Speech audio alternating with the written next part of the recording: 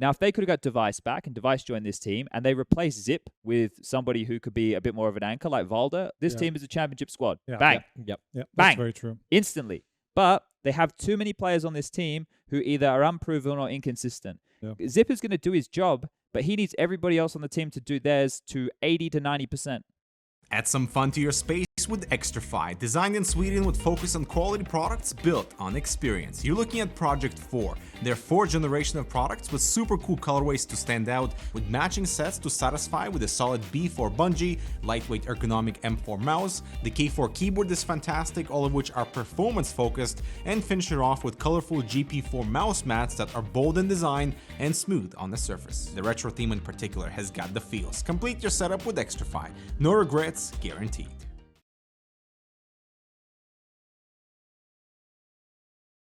Fist bumps go to the teammates. I wanna see you rolling fast. Win the round. Win the game. Parimatch, your esports teammate.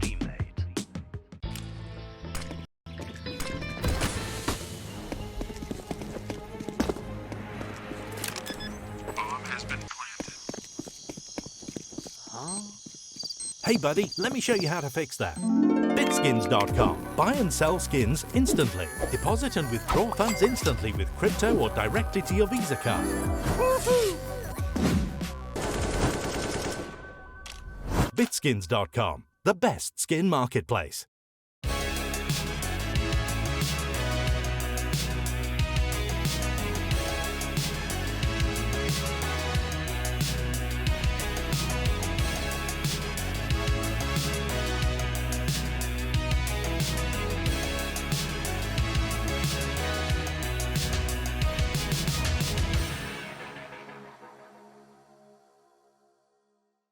Ladies and gentlemen, boys and girls, everybody joining us from around the globe, we are here at Katowice for IEM Katowice. This is HLTV Confirmed. It's a special episode. I think it doesn't even require a number because it's one of these in-person jobbies.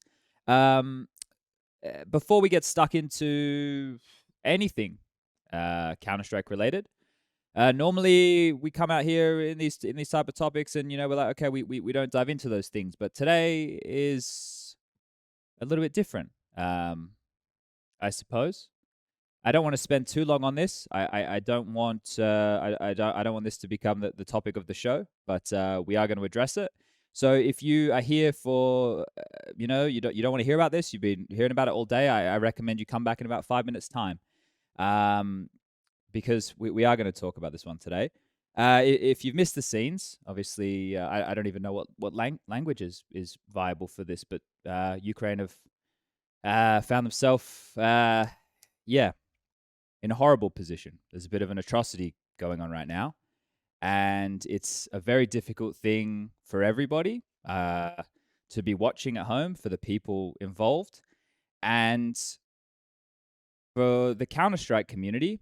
We're one who have a very large contingent from that part of the world who are either viewers, players, whatever. Counter-Strike plays a massive part within those communities. Some of the best Counter-Strike teams in the world are from these places. And these are people who we have spent time with and we know and are our friends. And this one today is not a topic that I thought that I would experience within my lifetime.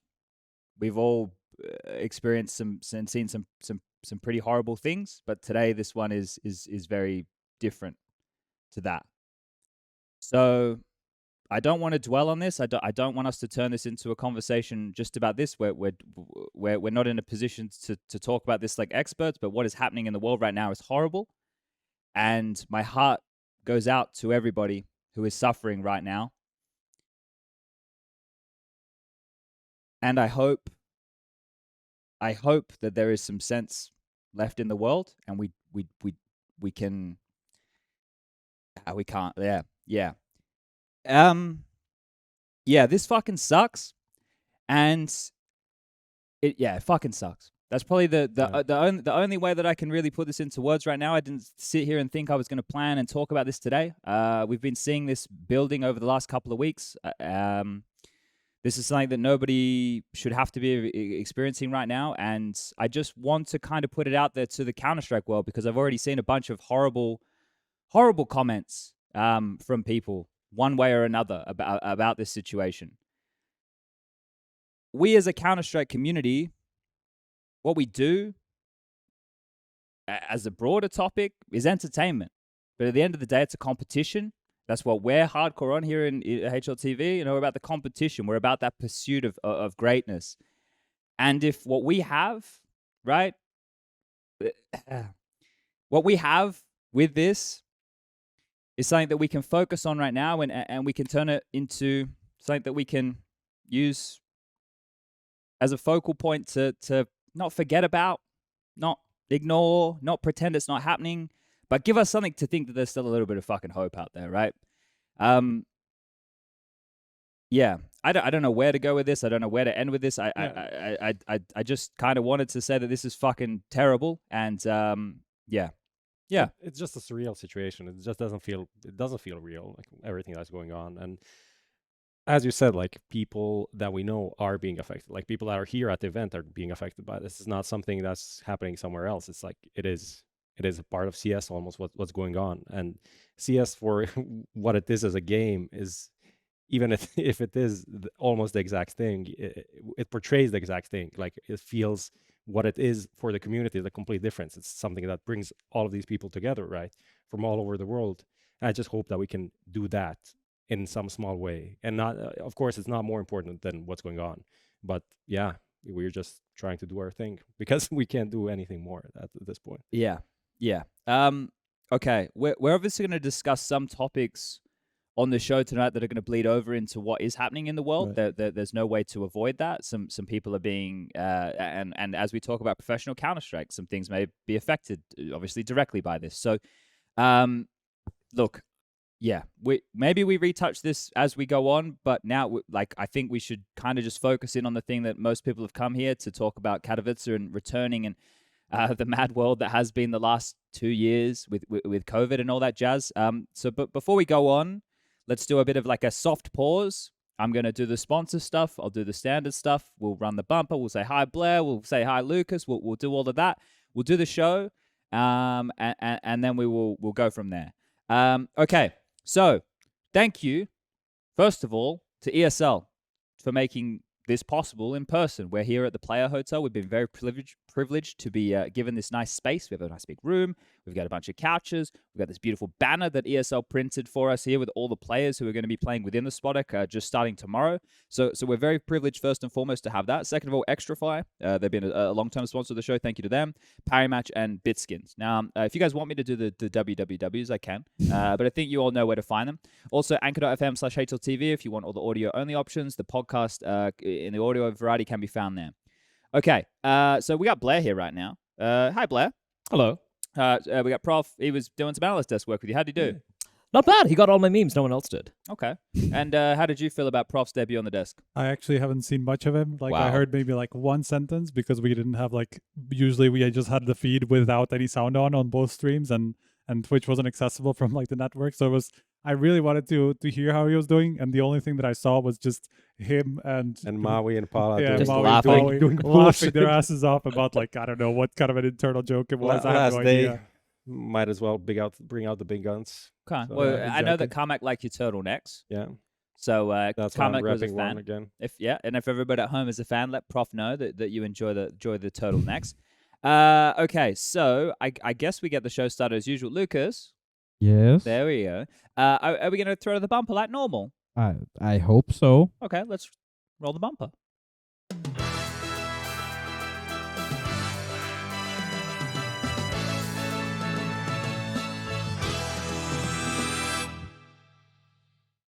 All right, we're going to catch everybody up to speed here, right? Long story short, Katowice group stages and play-ins have all concluded. Now we find ourselves in the 4-day break, which feels like a bloody cavern of time to be considered. And we get the playoffs started tomorrow. But we have actually a lot of news to get through before we focus on Katowice. So let's trundle through that. Let's get that knocked out of the way because we got some hot topics here. Now, we'll start things off with everybody's favorite topic of the week, which is Astralis. I feel like, look, I get some fucking nasty tweet. Well, they're not even nasty. I just think they're nasty because I think the people making the tweets don't really use their brain. But like, you made the tweet with the thing from Casper Hivitz. That's the guy. Yeah, and I then retweeted and I said something like, "That's so good." And then I had a comment under it like, "Define in the near future. Near future, you fucking Valve shill." I think Steen thought I was talking about his boy. I wasn't talking about his boy. This is the Valve shill right here, right? So that was in reference towards Prof. But this is a situation that we were calling back as soon as we saw the fact that Lucky wasn't AWPing. Yeah, you see it and you go, well, the writing's on the wall. I did an interview with like, I think it was like pley.gg. Is that the website? I don't know. I did an interview with them, and in that interview, this was back during Blast, I think it was, or maybe it was even during the major, one of the two. And I was saying, yeah, look, if I was lucky, I'd be a little bit worried about my future, you know. And well, for good right, like we've already seen him be replaced by Farlig, who is playing in FPX most recently. Now, is anybody here surprised? No, not at all. I mean, I saw this coming. Everyone knew about it, kind of. So it's a good change. But it should have happened a little earlier. The thing is, though, this is where it feels like we just kind of bash on Astralis and NIP all the time. But if we're going to be fair, they've made some of the absolute worst organizational decisions out of orgs in quite some time, right? Yeah. Look, they're in a hole right now. They obviously didn't perform very well here, Striker. Yeah. Do you think this was knee-jerk, or was this already done before they even got here? I'm sure this was already done before. Like, we even talked about it when FPX kind of broke apart and we saw that Farlig was on the market. And it's not like we always saw Farlig as some like massive talent that was like an obvious choice for them, but we saw him as a potential solution, you know, as a potential upgrade over Lucky. Somebody who has a little bit more experience, has actually played at this level and had like decent numbers, you know, maybe not like superstar upper numbers, but very decent numbers for the level that he was playing at, right? So I think it was fairly obvious. We sold him to Pronax, remember? Yeah. So we did that live on this show. So we sold Farlig to Pronax back for the Godsend days, right? And then they obviously got picked up by FPX and were just like all the Flashpoint teams. Most of them are dead now. So that's just the way that kind of all went, right? And Farlig never really got an opportunity, or he never took the opportunity to show what he could offer, right? Because it wasn't an amazing stint in FPX. Like, he had a couple of maybe months where it was good, and then you talk to Devil Walk or see his tweets, say like, it was a very difficult time.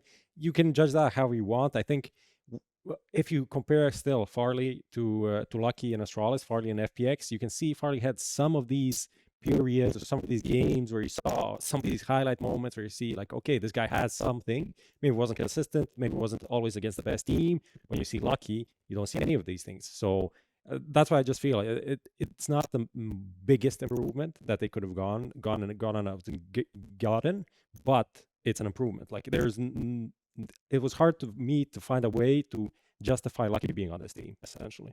Yeah, we have an audio issue right now, Lucas? Yes. Now, Bleh, question to you. Does this fix anything? He's going to say no, guys. Watch this. I think actually might be a good fix. Look, I feel terrible for listen. I feel terrible for Lucky because I felt like from the beginning itself when he joined in, right, just being tossed around. Like, I'm going to be up and you're going to be rifling now. Now back to you with the AWP. He never really had an opportunity to really, show what he's really got, right? And again, a lot of pressure coming in. With Apex, let's be honest, not really delivering. You had the stars in the form of Blame of Conflict not really showing up. So many issues. Lucky was obvious, easy picking, so to speak. But I feel like, at least, I know they're knocked out of Katowice, but I felt like some parts are starting to kind of fall into place. Glaive with some of the roles he was playing as well. Hopefully, with Farlig coming in, maybe he wouldn't be treated the way Lucky was, where he's like, all right, this is your role. You have the AWP now. Let's try and slot you into the system we've kind of figured out. We're lagging. All right. This is upsetting beyond belief. UGLY, we ain't got no alibi. This last 40 minutes has been ugly. It's ugly. That's a throwback, guys. Maybe one day when you get as old as me, you'll love the music. You'll sing some songs. You'll hear about anacondas and big booties. But today, we're not doing any of that. Today, we're going to get back on track. We're going to get back in the room. We're going to get where we are. Now, I don't know where the show's going to go. I don't know where we're going to flow, but we're not rapping. We're going to shut our trapping. Astralis, we're talking about them. Does anybody really care? No. At the moment, not really. Here's the thing. This team has a lot of problems to fix, right? We were talking before about Farlig. We were talking about Lucky not really getting a chance. I asked Bleh if he thinks he's going to fix the problems. The realistic situation here, Striker, is... Yep. I'm going to throw this one your way because Bleh said maybe. I'm going to throw this your way. It's a step in the right direction. Yeah. Yeah. He But said maybe, so let's not talk to him anymore. Is It's not a reasonable person. this a championship level squad? Oh. Oh, Mate, if you say if it takes you this long to say no, it's a two-letter word. No, that probably means no, right? Yeah. Exactly. Like Yeah. you would know who's a So- championship level squad. Navi, Who else? FaZe, Who else? potentially Vitality. There you go. They were quick. What about Astralis? How far down the list are they?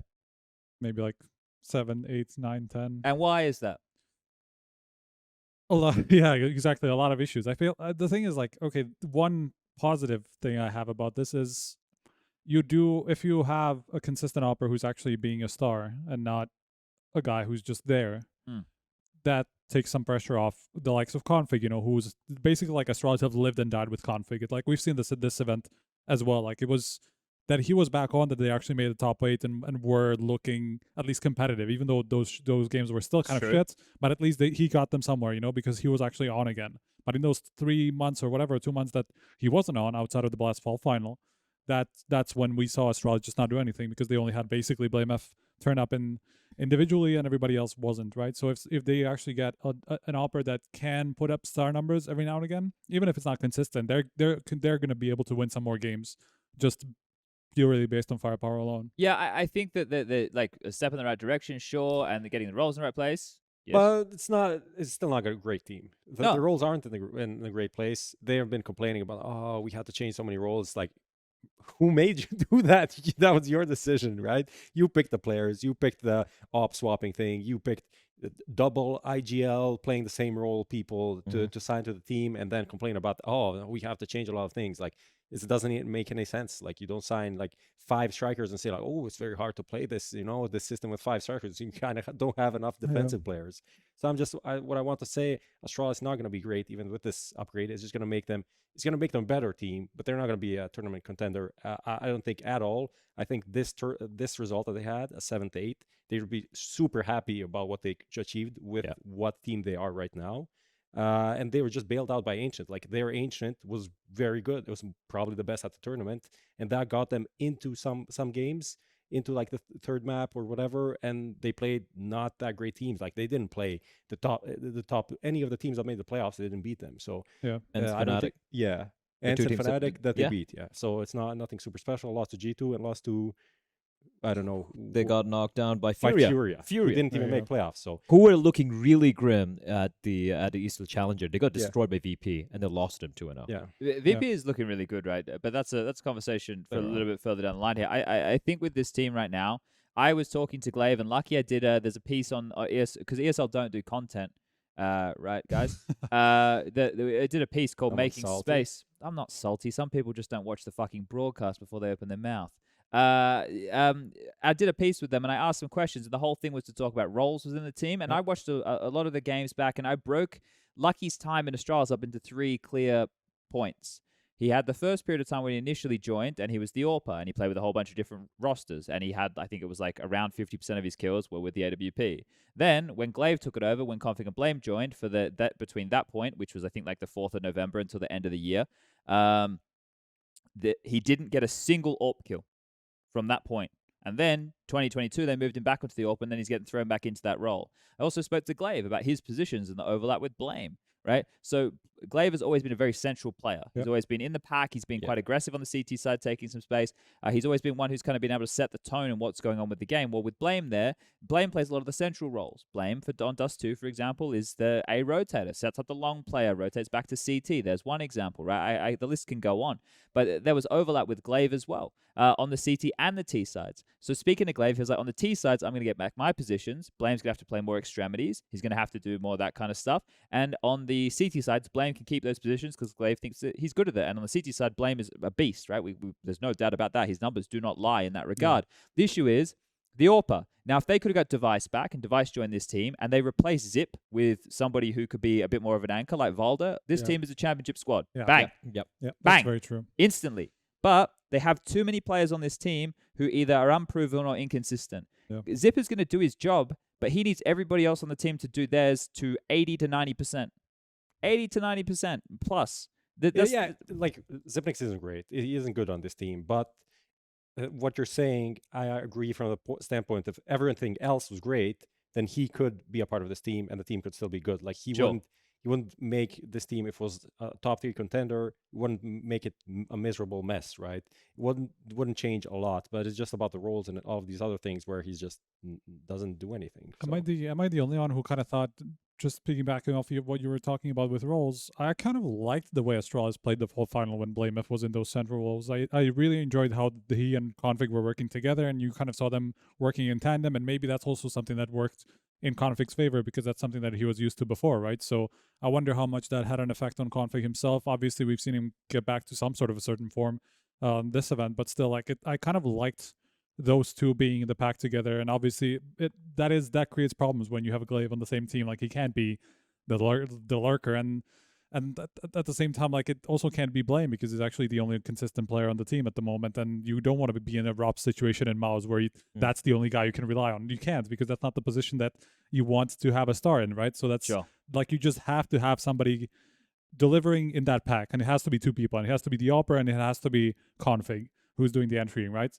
Glaive can be the supportive element of that pack, that's fine. Obviously, the AWPer can be as well at times, but like those 2 pieces just need to deliver for a team to be decent. Sure. So that's where the biggest problem lies with Astralis. So if the team ride or dies or lives or dies by Config and Farlig, well, Config has been inconsistent, but this event was better. I think we've acknowledged that. 100%. And Farlig, we need to wait and see what he can offer within this squad because FPX, that ain't it, right? That ain't it. So I think this Astralis thing, the jury's out, but I want everybody at home and Danish fans, you can get mad at me. I don't give a fuck. You guys all just tweet your nonsense. You do your boo and you do all of it. I don't give a fuck.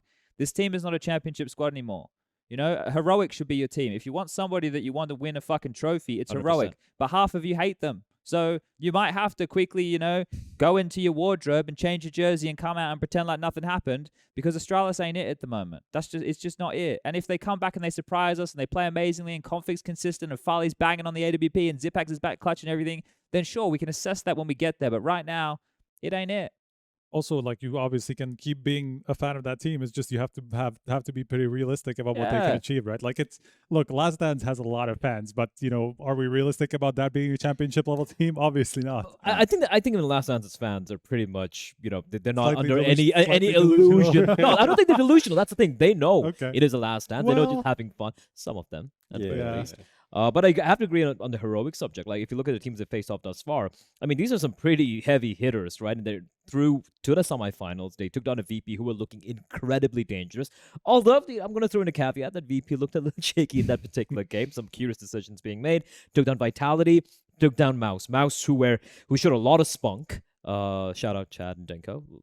But MOUZ was surprising a lot of teams, a lot of top teams, right? And Heroic, no, they played OG. I'm sorry, I take that back. But OG breaking the win streak they had, the honeymoon period coming to an end. Heroic have looked fantastic. I might even say they've seemed to have had the cleanest wins we've seen thus far, even if you count your G2s and NAVIs. Okay, let's jump forward here because we're still in recent news and we've been going for 51 minutes, but about 10 of that has been live. So smooya bench. Now this one's a fun one. Our boy smooya, one of everybody's favorite HLTV confirmed guests, got a bit of a paddling and he wasn't even out the door just yet. So you can see smooya at the event. He's doing all the content. He's maybe not having the best performances. You hear some interesting comments about interviews of how he should be approaching the game, this, that, and the other. And next minute, He's fucking out of the team. And the classic smooya situation is recycling itself once again. Do we know, based off of his streams and what he said, does anybody here have a story that they'd like to paint that is most likely of what happened? Listen, man. Listen, man. All right. No, it is a classic smooya story. Like A classic smooya story. At this point, like, you know, you've seen this same smooya story play out multiple times with multiple teams again and again. And at one point, you just have to ask the question, like, maybe he was a problem. There is something happening there. And I don't know what exactly happened. I don't think it's performance-based or whatever, but comms, emotions running high.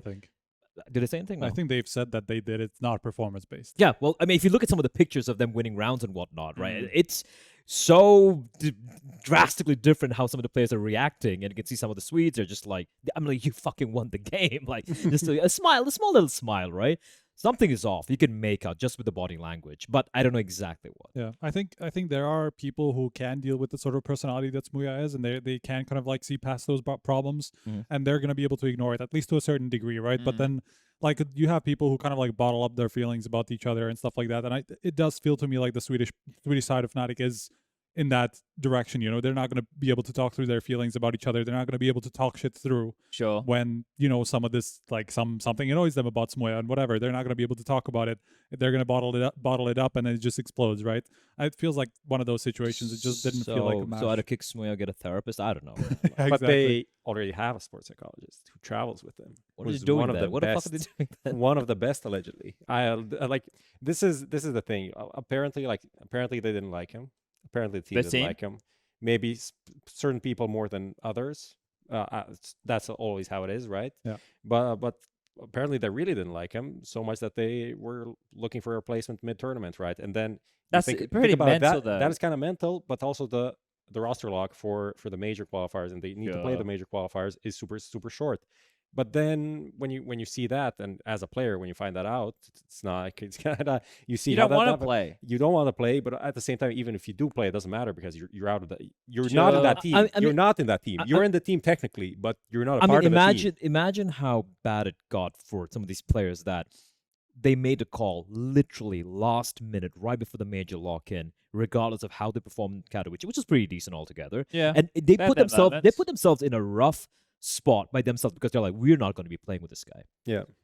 So is this a bad look for the Swedes, or is this a bad look for Alex, or is it a bad look for smooya? Because for Fnatic, for everyone, it's a bad look for Fnatic. Hold up. Fucked, man. Okay. Fnatic have been fucked for a while, so that's not something new, right? When you signed JW and Crims, they signed them both for 3 years, right? Those deals are coming to their end, I would assume, soon. Yeah, Crimson probably. So. But this team has been in trouble for a while. Since the Flusher days, this team really hasn't recovered. Even when Flusher was there, it never really recovered, right? It was early on in the online era. They had that one good pro league, and then since then, it's basically been all pretty bad. But this is why I ask, who's it a bad look for? Because it's not great because it continues this smooya saga of him being difficult to work with. But Alex, on the other hand, they had Woxic for a week and a half. I know it was longer than that, but then Woxic was gone.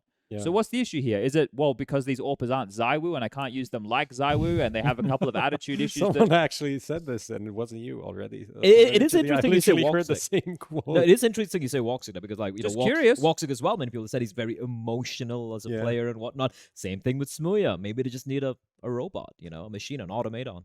But this is the thing, right? Like, we're never going to get to the bottom of this. smooya can tell his side. These other guys probably won't come out and say their side. But the thing that is telling to me is that Brolin wants to go. Or maybe he doesn't want to go, but NIP are bidding to take him. And if I was Brolin, I would probably be pretty happy to go. Yeah. Go instantly, man. That's not a question. But NIP is just as fucked as Fnatic, right? So, but with Brolin. Exactly. With Brolin. Yes. Okay. And a magical return of device. Well, build the roster. No, you're literally saying magical. But build the roster. Device Brolin, Hampus. Device Brolin, Hampus, Rez.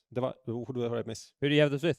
S-Tag. S-Tag or Plopsky? S-Tag. That's a tag for sure. I think Brolin, Plopsky are kind of similar, more similar. What about this? What if we just live outside what if we go outside and we really if NIP, yeah, exactly. If NIP are serious, they'd get Crims as well. Yep. If they're serious about building a team that can compete, they will buy Crims as well. They will splash the cash. That's a tag, or yeah.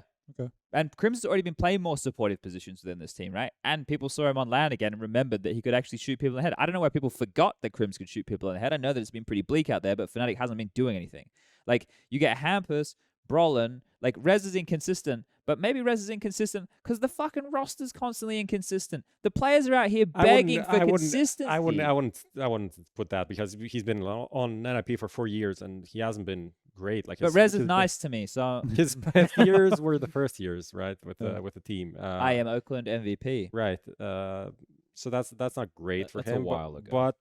But if you have Brolin and you have Hampus and you have Device, I don't know, like Brolin and Hampus, or is there going to be overlap there in terms of what they want to play? Hampus needs somebody else to go aggressive. I was going to say, if anything, it's going to take some pressure off rather so than. Then you have that kind of that's a fucking amazing lineup, and like Device is not going to be out forever. I don't believe that. So, and with this Astralis thing happening, like them signing Farlig, I think that's an indication that Device isn't gonna that option isn't on the table, at least anymore. And whatever you put Devices taking some time off to, if you have Roland coming on your team, I feel like that's kind of a motivation to come back and play some fucking serious Counter-Strike. I want to put this way for a second, and this is not to like bring into Device's current situation, right? We all know that it's already been spoken about publicly, you know, should make sure that he's ready to return to the game and stuff. But I want you guys for a second, I want everybody at home, I want you to put yourself in the position of his teammates. As much as you want to be supportive of this guy was brought in the team to be a superstar. This guy was brought in the team to be the one that was going to push you over the edge and now make you a championship caliber squad, right? That was what was touted to happen. It was to spend a lot of money. We did a special show about it. Now put yourself in the position of all these of his teammates, mainly Hampus and Rez, and I guess Plopsky to some degree as well. The roster has been an absolute shit show since. Yep. Like an absolute shit show since. And whether or not that's his fault or not, like that's not the conversation here. But these players are going to be feeling a bit hard done by the scenario. And unfortunately, he's the direct correlation to that. Whether or not he is at fault for this, but the players, right, we're fickle beasts, human beings, right? I feel scorned by some motherfucker who doesn't, you know, smile at me nicely in a fucking restaurant. That's not true. But you understand the point of what I'm saying here. I'm genuinely yes, it is. I'm genuinely a fake nice guy. But anyone going to get that? Hopefully. But my point here is that maybe there's a little bit of resentment towards Device from some of these players. Can anybody feel that, or am I just talking out of my ass? I wouldn't know, honestly. I'll say this though: in modern day Counter-Strike, a month, a couple of months, 3 months, it's a lifetime. Like things move so very fast, right? And for them, they're like, all right, all the initial excitement or initial momentum, whatever little momentum they had initially when Device joined, it's all gone now. True, but it can be restarted with these big changes. Yeah, sure. Hypothetically speaking, yeah, sure. If it happens, If I'm Device, If you get Brolin and Device back in the team, this is a different team. 100%. yeah, it's not even nip at that point. I'm like, fuck yeah, I'm down for this. I'm fine. We'll call him Pin. We'll just reverse the name. Fuck yeah, let's go. Yeah. Let's go, Pin. Pajamas and ninjas. Yeah, there you go. It works. You know, they eat them. But someone photoshopped that. That's cool. But you guys get the point, like in the sense that maybe there is a little bit of resentment there, and if that's the case, they need an AWPer. But they have Device. Like if they can get this roster, I'd be Device. I'd want to be back. If I knew that I was going to play with Brolin, Hampus fragging out, he always seemed like he got along with Rez. You know, they both got like the fuckboy haircuts and stuff. Like they're having a good time. That's how it's sponge analysis. I swear. Hasn't been on a desk for a long time. This is how he operates. Come now. on, like you know what I mean. Yeah, like that's how we analyze players, Prof. But DJL also has that. That's why he got on the team. Is like we need someone with like that overcomb. Oh yeah, well, we didn't talk about DJL. It seems like the T sides of NIP actually this event were significantly better. Much better. Felt like they had and I spoke to him. I had a brief chat with him. I don't want to give away too many things he said, but I was like, oh, this guy fucks. This guy knows this. Like I'm talking. It's not that Threat doesn't, but I was talking about because I didn't know a lot about him. Right? I'm gonna be honest. I didn't know a lot about him, and I spoke to him. I had a quick chat to him, and I was like, okay.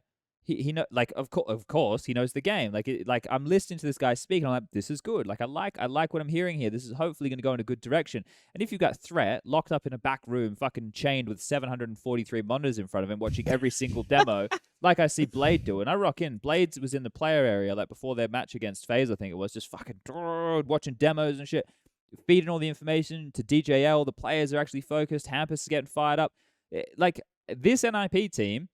We can pretend like we don't hate them anymore. You know, like it can all work out. Like it can all work out. And it also would take some pressure off Device because I think when he came into this team, it felt like he was a bit pressured to taking a lot of initiative. And I'm not saying that that's not something that he didn't do in Astralis, but it wasn't necessarily his role. Like it was always Glaive, you know, making a lot of space. He delivered though. Yeah, exactly. But he had like the setup around him to kind of like not have to be pressured into going in and finding opening duels on his own and not having a lot of support around him and stuff like that. And I'm not saying that he's 100% necessarily needs that, but it's not something that he's been used to. And so having Brolin is another kind of like an aggressive element alongside Hampus to create some space for him, and he can then move around, not have to be worried about him being the one who has to take the openings and find space for an IP. I think that would. I just fucking love this. I love this idea. I'm just not a fan of just getting hard on over this lineup. Swedish CS finally back up again. I don't want to be disappointed here. I like the direction it's going, but gotta be real. I mean, getting Brolin and Crims, that'd be massive. But at one point, how much money does NIP have? But just spend. Like, to be honest, like Crims could be a free one. He could be a free one. He's like, just I'll go for free. No, I mean, I want to see because I'm. Someone said 2019. They 99% sure it's this year exactly that, and it was a 3-year deal. I'm just trying to figure out what Crims has a couple good years left. Honestly, 100%. He has a couple good years left. He's still a very, very good player. Can I say something? 2019, 1st of February 2019 is when they extended their contracts by 3 years. 3 years. So it's literally now. 3 years. Time's up. Here we go, boys. It's happening. I don't know if maybe it's Crims like, was maybe playing he extended it like at some point before that his previous contract, but it may be a few months or whatever. So like in a few months, I'm guessing Crims is going to be free if he's not already. Jonas, if you're watching, which you're probably not, but if you ever do tune in, if you add Crims and Brolin to the roster, we'll have you on the show, and you can come and peddle all your propaganda. There we go. That's the deal. You can peddle all of it. We'll stomach all of it. We might even become NIP fans. Bring us a jersey. I'll wear it. Bleh, you want a jersey? All right, you don't need a jersey. That's all right. Neon yellow green. Don't like that. You haven't seen the meme yet? That's all right. Which one? I'll show it to you later. Okay, I have some good stuff. I don't want to bring it out. Nobody got the reference. No one got a reference? All right. Mezzy and chat's not loving this, but Mezzy, I got a plan for you too, little buddy. Little buddy. Mezzy, here's the thing. Right now, in fnatic, they got you chained, man. They got you chained to these passive anchor rolls, bro. I seen ya. You fucking bang, bang, bang. Let's get Mezzy in some aggressive position. Let's get him back in the action. Alex in the thick of it, doing his in-game leader moves, dodging and weaving and bobbing. Let's get little Juzzy Bear. Let's get him on the phone. Every time. He doesn't You're the greatest manager. He's not going to get excited about ever. Mezzy, right? I knew the JKS angle was coming in at some point. I just build him up. All right, JKS comes in. They need an anchor player. He can go on the anchor roles. He can do those kind of jobs. Now we need an AWPer. All right, now we need an AWPer. Let's think about this, boys. Who we got? Get smooya back again. Come on, I need some other suggestions, Bleh. I mean, there are no more Swedes remaining in the team then, right? Yeah, don't worry about the Swedes. They don't care about It's a British/Australian organization. I'm pretty sure that legitimately it is. Yeah. Hoppers. Give me an AWPer. Deco. I know an AWPer that was recently released from Astralis. He's on the bench. You did enough bullshit for one day. Come on, guys. He's on the bench. And they probably you're on the bench now. There's Nifty somewhere.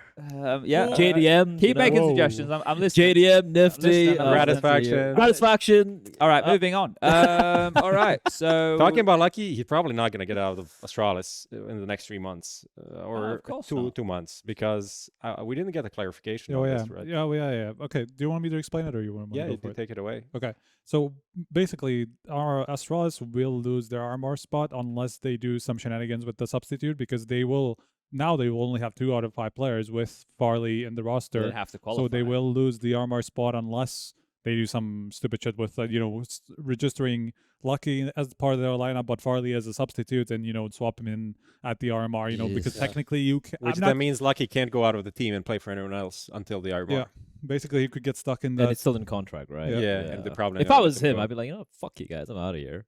Yeah, well, it doesn't work that way. I know it doesn't work that way, but yeah. But yeah, but that's the thing, right? So he's going to get used and abused. But maybe he gets. He's going to use and abuse. I 100% agree. Nothing new though. But him and Bubsky have just been absolutely wrecked, right? Like the two. At least Lucky has some games, That's true. on HLTV. He played the whole time. You go to Bubsky, he's like, when did this guy retire? Lucky played the entire time that he's been on the roster, so at least there's that. That's true. That's true. That is true. So there's a couple of positives there. What about? He got some experience. He got some experience. Oh, it's I got to paint it somewhere, I suppose, right? All right. Do we want to jump forward into The Last Dance joining Imperial? No, we can. We can. Sure. This is the only time. brush off on it, Here's the thing. Here's the thing. A lot of people watch this and they go, oh, you know, they don't respect the legends of the game. That's not true. We do respect the legends of the game. We Unfortunately, respect the history for sure. Historically, yes. 100%. But the problem is, what we focus on is who is going to be the best Counter-Strike teams in the world. That is the focus here. The conversation is who is currently going to be the best Counter-Strike team in the world. And that is the consistent conversation. So if we wanted to have a discussion about Last Dance joining Imperial, that's cool. That's great. They did great from a marketing perspective. I think it's very, very smart if they want to make bank. I think for somebody like Vinny, he's the only member in the team who I really feel for. His professional career is not going to go anywhere. But he's going to make a sack of cash. Yep. So if that's what he wants to do, I respect that, right? Like we got to make your bread, right? I get that. For Fallen, for FNX, for Fur, it's a great choice for them. It's a great direction for them to go in. They get to be basically mythic, but on steroids, right? They're a stream team. They're selling shitloads of jerseys. They have a massive fan base. They sold shitloads of stuff on the opening day, right? They earned a lot of money as well. I think they were doing something for charity. So in terms of that, really positive stuff, right? And when we look at Brazilian Counter-Strike, those are the guys that everybody loves. Those are the guys that came up in the boom time. They were the ones who grafted hard. FNX has never lost a major. All that jazz, right? Like, there's a lot there. If it's a marketing team, I'm okay with that. It's like Dignitas, but it's going to work. Okay. Fair enough. I mean, like, if you look at Dignitas just personalities, made it right to the there. RMR, by the way. Yeah, but their marketing period four is changes over. later. Sorry. Yeah, but they're actually trying to play. You know what I mean, right? I completely agree with Chad here. This is the equivalent of you know, a bunch of players who had their time in the sun and now they're like, you know what, I'm just going to be a streamer. It's more lucrative, right? I'm totally fine with that. I think Imperial signing them is great for the org as well. You know, it's going to get a lot of new fan base coming into the org and whatnot. And I have no issues with it. The only qualms I have are the people who like you said, you're disrespecting the legends. Of course, I love Fallen. I love all these guys. I love listen, when they came out and they were able to somehow, with no money, grind away, fly down, but Flusha gave us money, people donated from the community for them to fly down to EU to play the major. They cracked through to the playoffs a couple of times, then they won the fucking major. That's a beautiful story for any player, any team around the world who are like, oh, we're a forgotten region. But no, these guys did it. You can as well. It's beautiful. Internet that. Oh, great. Well, Bleh was in the middle of a rant. That wasn't a rant. Yeah, Literally just sent a message. Tech issue solved. Oh, I didn't Smooth answer that. sailing. I literally just sent that. Jinxed To- us. Two. Ready? To Or Freya. You fucked up. Freya. You fucked up. massive jinx. Oh, Smooya's in the chat. He's like, get me on. Right We're back now. now. Oh, you're on. You're You're We're on. back. Yeah. We're back. Woo. Thanks Uh, for the almost didn't say that Smooya's in the chat. That would be really uncomfortable. Are you ready? You ready? For what? The Pick up rerun? where you left off. Yeah, Yeah, I continue mean, saying- just to wrap it up, I think I think if you look at these veterans in a team, I think there's someone everyone can look up to. Even newer kids coming into CSGO, you're like, who were these guys, right? Look at the history they've done; it's fantastic. I Hopefully not respect too them. much up to FNX. There's Listen, I mean, like, he can be a role model for certain other people. It's totally fine. But the point being, when there are a few deluded people who are like, oh no, they're gonna win the next major. No, it's not gonna happen. But for what it is, I think it's fine. You know, they're gonna be a fun team to watch. Yep. And lower tiers of Counter-Strike, they're going to have a lot of people watching, a lot of eyeballs coming in. bring in And- eyeballs for the Brazilian local scene. Yeah, as well. absolutely. And bring up some of the newer players coming out. There are a lot of fresh talent out there as well. And, you know, kind of inspire the region, so to speak. That's good enough. Yeah, the problem is they don't actually have any new players in that team, so it's not like they're going to Ma- bring up anybody directly. Maybe, That's basically you the know, problem I have Maybe with this Vinny might team. get picked up by an actual proper team. You Yeah, never true. know. Yeah. True. The thing is, Bringing up Vinny. if this works, right, and they're able to do this, they'll be the first team who have ever tried to pull off a project like this to be able to do this, right? Like, to grab a couple of old boys, Fallen Fur and FNX are all old boys, right? I don't think they would they wouldn't be disrespected by me I mean, saying that. Bulls is also like, I'm not saying he's done, but he's Over kind the of hill. yeah, he's Yeah. just like past his prime, still in the good years, but I don't think he's just gonna be the new case there's no or going up. something. Yeah. Just quickly, Smooya, if you're still in the chat, I've just sent you over a Twitter DM, my phone number. If you want to call via WhatsApp, I will put you up next to the mic and you can talk to everybody at home if you wish. All right, I've got my phone here. You can call in at any moment that you'd like. You want to talk to him. Here. Well, On this stream. way's more ghetto. Like, can't we do it? Like, with the way that today's gone, we may as well just do it like this. You can. Yeah. but If he I calls. forgot Oh, he's to calling. fix He's calling. this. Oh, hello. That was quick. Here we go. He's All right. calling. Hold up. Let me put him on speaker. Is this the Rat King?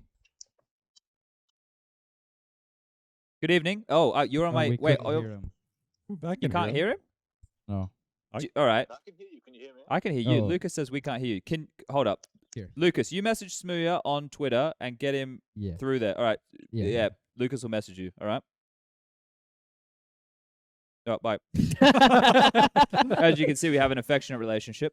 So we're going to wait for Smooth to call on in because this will be fun. We can continue to add to the madness that is tonight's show. So we've quickly covered off on that. We've covered the Imperial stuff. We've covered all that. We talked a little bit about fnatic. We talked about NIP. We talked about Astralis. All of our favorite organizations. Is there anything else that we should... Imperial and MIBR, both today, due to the... We touched on at the start of the show. I see some people in chat that they don't want to talk about it. We already spoke about it, and it's probably going to crop up. Obviously, the atrocities that are happening in the world today have affected teams immediately. Imperial and MIBR both automatically headed home back to Brazil. And I think Godsend on Sunday. On Sunday, yeah. And that's more than understandable. That's more than understandable. If my mum had her way, I would probably be on my way home too. So there's ramifications for this immediately. Obviously, there's lots of conversation when we get into Katowice, so we can talk more about it there and what that means for the teams who are a little bit more directly affected. But yeah, do we have any other like hot topics that just came out before smooya gets connected? Just the RMR happened. We had a bunch of the OG actually went through on the first try. They actually stayed here. They were playing from their bootcamp rooms and made it through on the first try, which is nice for them. Big they dropped failed out just.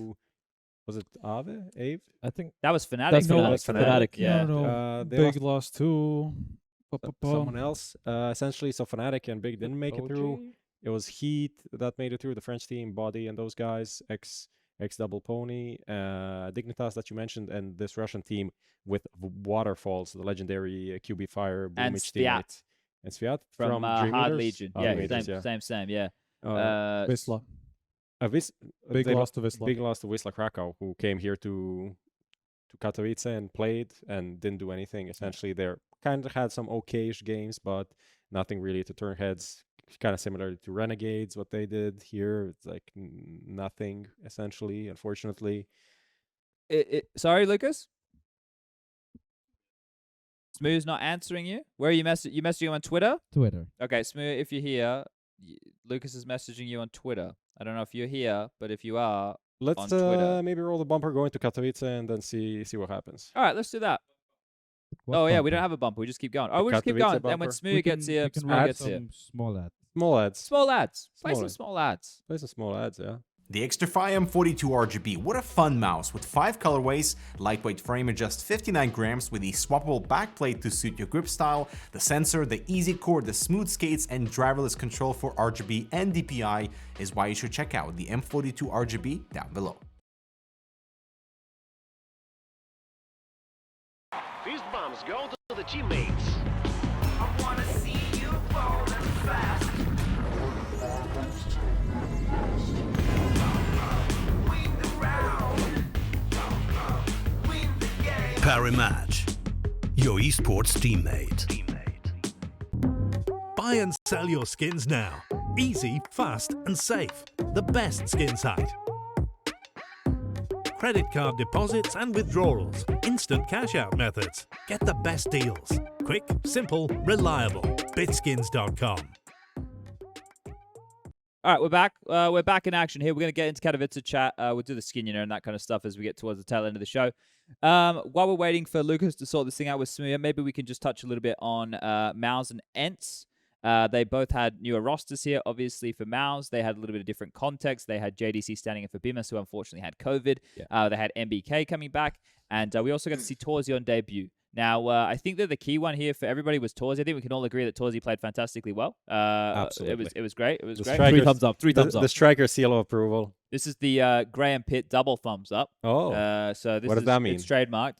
It's nothing really. It's just me, Henry, and Machine. We've known Graham for years, and when we were locked in what was the perpetual cycle of 2020 online broadcast, we were using Graham Pitt to like adjudicate our lives. So if it was good, we got a fucking double Graham Pitt thumbs up, right? That's how you knew it was good, right? So And it was bad?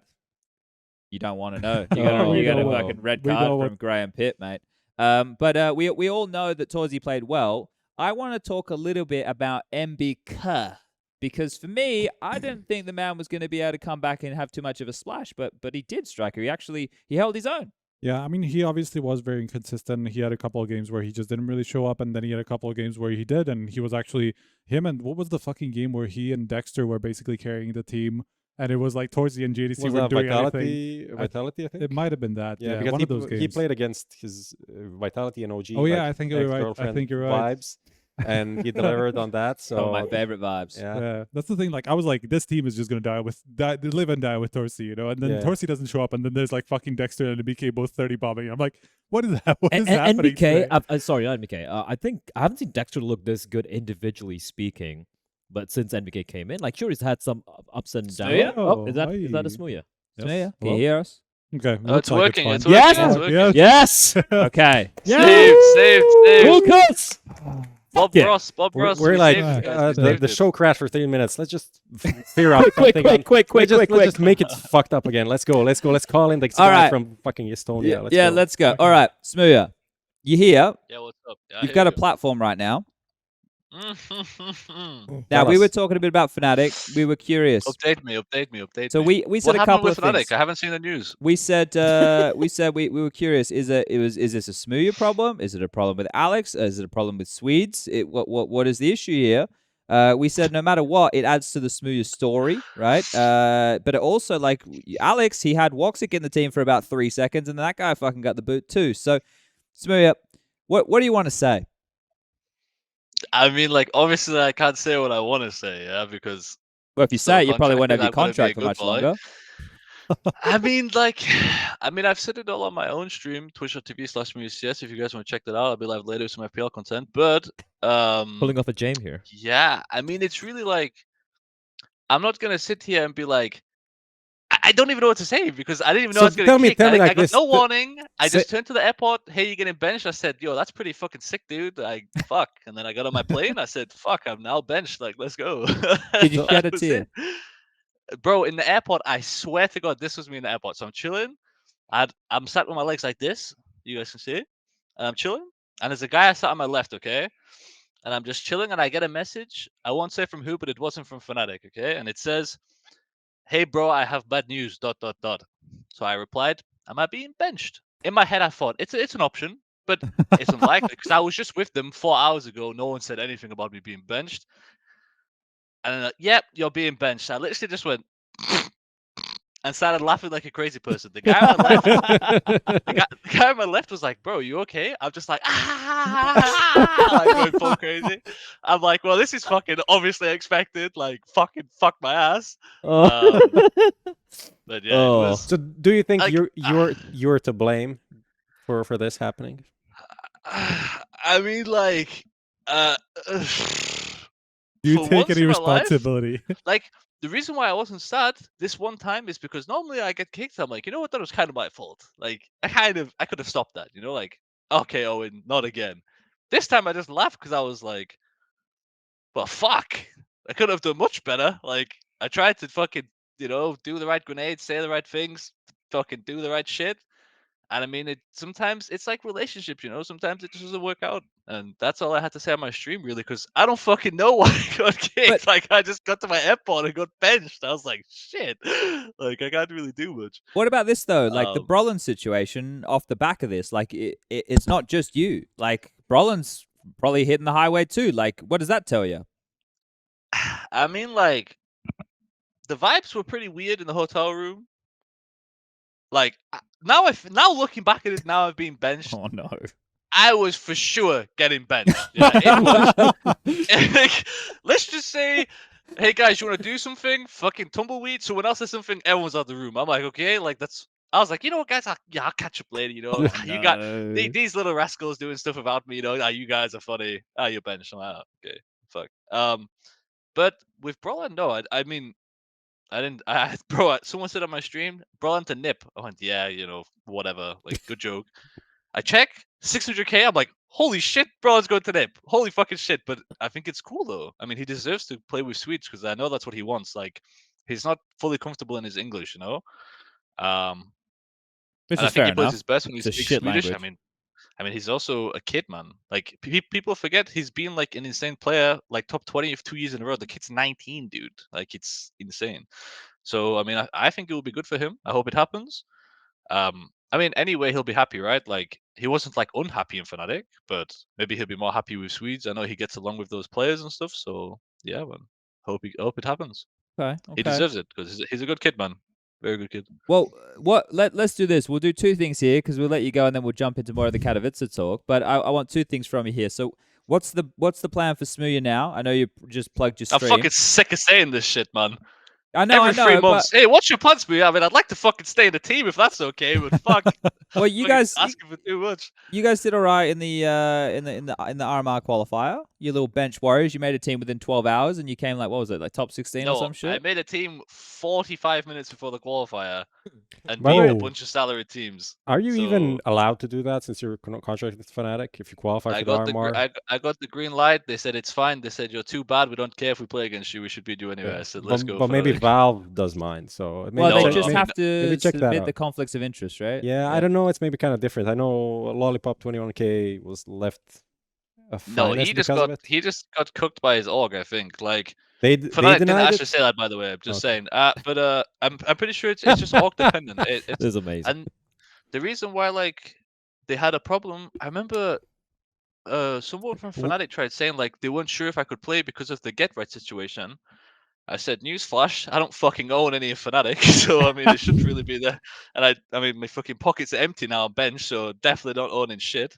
So yeah, I mean I think it's only if you own like the team you're playing for against, Okay. you know, not like if you're contracted. Because if they allow you, it's like on them, you know. Sure. Sure. Yeah. It's not in your interest. God, to let I you hope quit. I play Fnatic next qualifier, man. I would have played them so bad. Well, plug your Just to stream test them again. out, you know. Ah yeah, guys. Fuck, what's my stream again? Twitch.tv/smooya. I'll be live after the show. I'll be playing some FPL. Maybe we Actually, host maybe them? not. We'll host you after if you're live. If I'm live, yeah. If not, host my boy Loba. He's an up and coming CSGO player. A bit of a talent. He makes a pretty good living just streaming. Smooya, why don't you do that?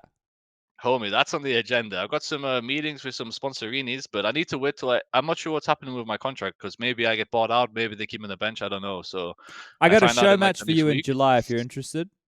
Say less. Book me in. Yeah, I don't you're even in. care if I'm contracted. Book me in. Yeah, you're But, in. You're in. But yeah, that's it really. I mean, sorry for guys that wanted to see me play. I also want to play. I played bad for one event and got kicked without knowing, so that's pretty sick.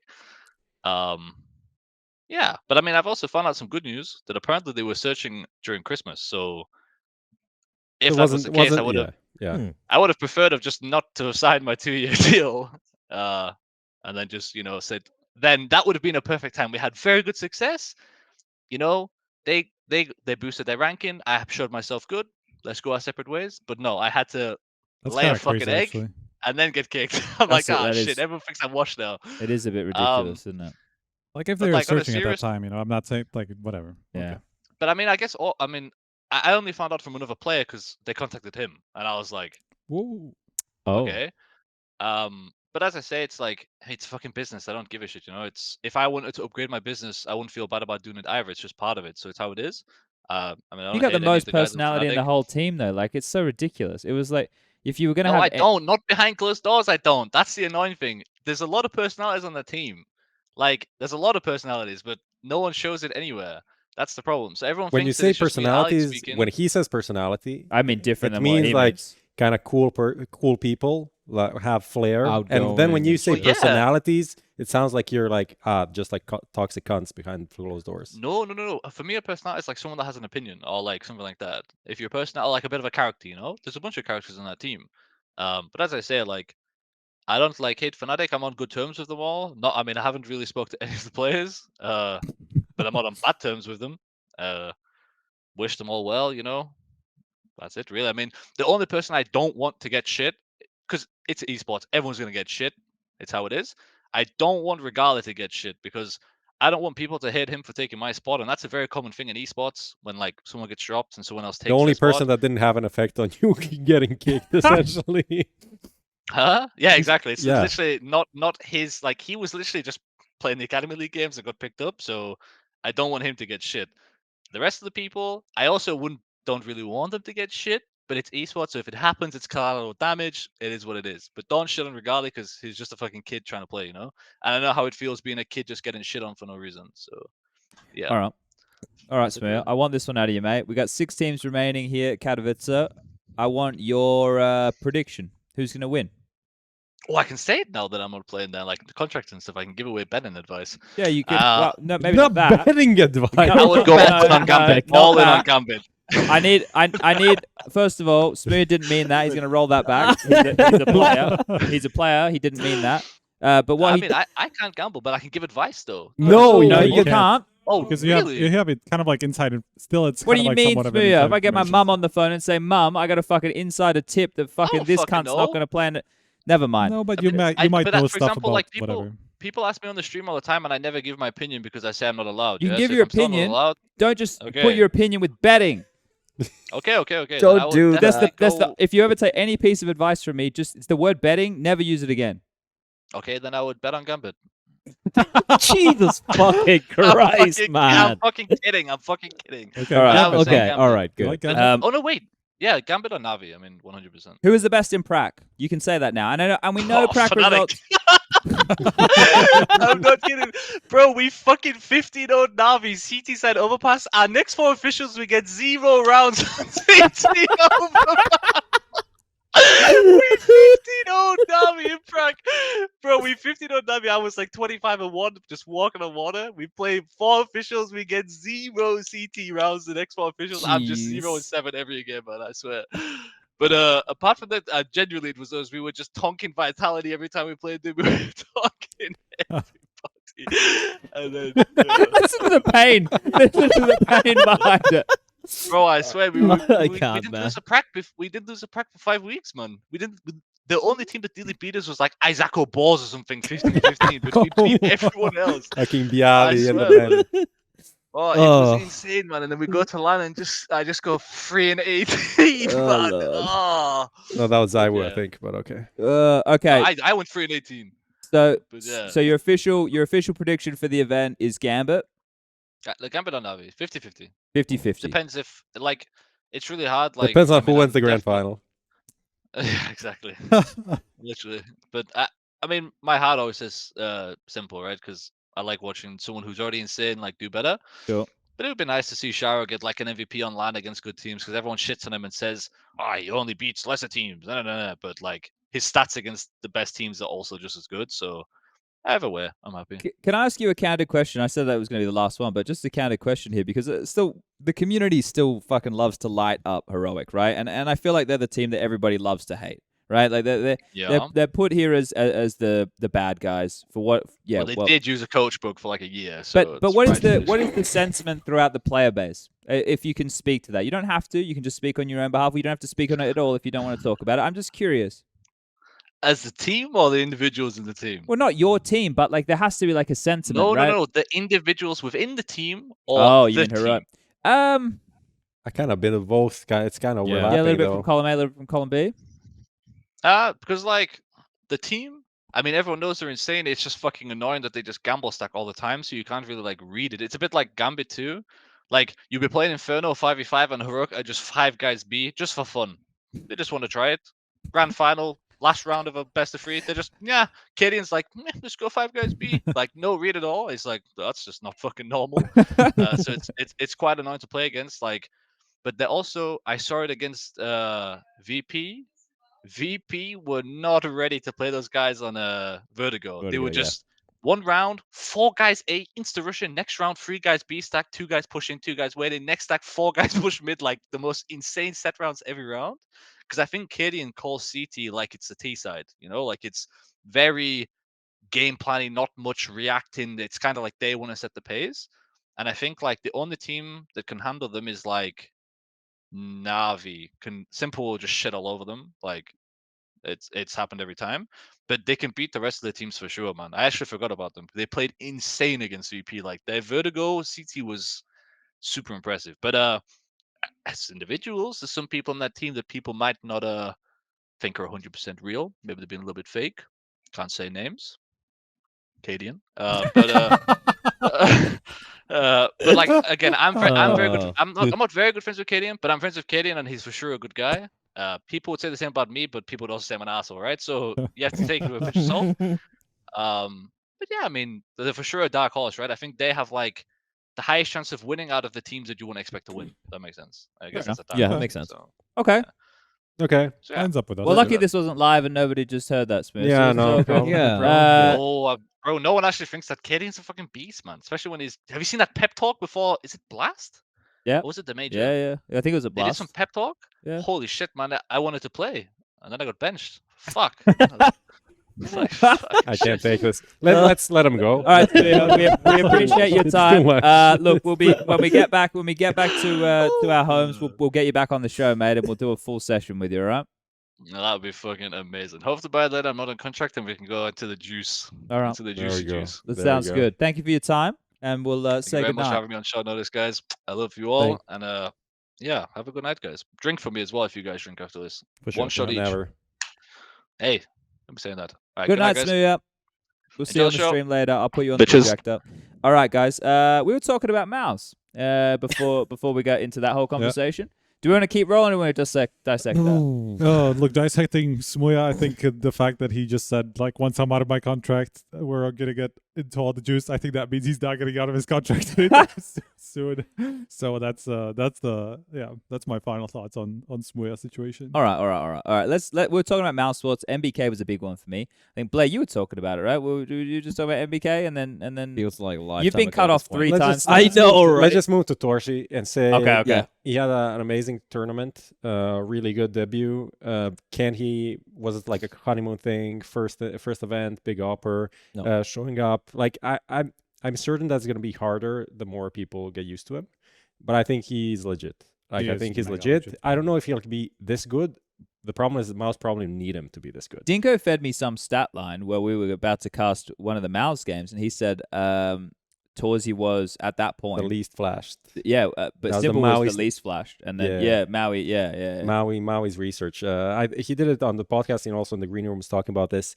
So essentially, he compared this to Glaive at Blast when he came in as an opper. He was the least flashed opper out of all, and now it's like the second least flashed opper here is Torsi, which is explained as people don't know where he's going, what he's doing, what his like default routes are, and that's why they can't flash him. That's why he's getting a lot of free kills as an opper. So maybe there is something to it, right? But I think just overall how he played, he rifled as well very well. He was just effective in any situation practically. So that's where I feel like there's more to be seen from him and how other teams adapt to him and how he's going to adapt to playing more big events and being a player that's not just like, oh, I can do whatever and however it finishes it's fine, but it's going to be like some pressure on them to actually perform and be favorites in some games, because here they're complete underdogs. Like maybe some of the early playing games it was fine if they were the favorites there, but other than that, every time they're underdogs, right? But we put them in the basket of it's gonna be pretty miserable, right, Striker? Or at least I did. Like I completely written them off before they got here, but they performed above that, and Torsi was a big part of that. But JDC was as well. So how do we quantify this? Because there's a lot of caveats here. Prof just pointed out a big one there. Is Torsi going to be able to continue to replicate that? I've just pointed out the JDC in place of BMS. JDC was great. Yeah. So what do we do now?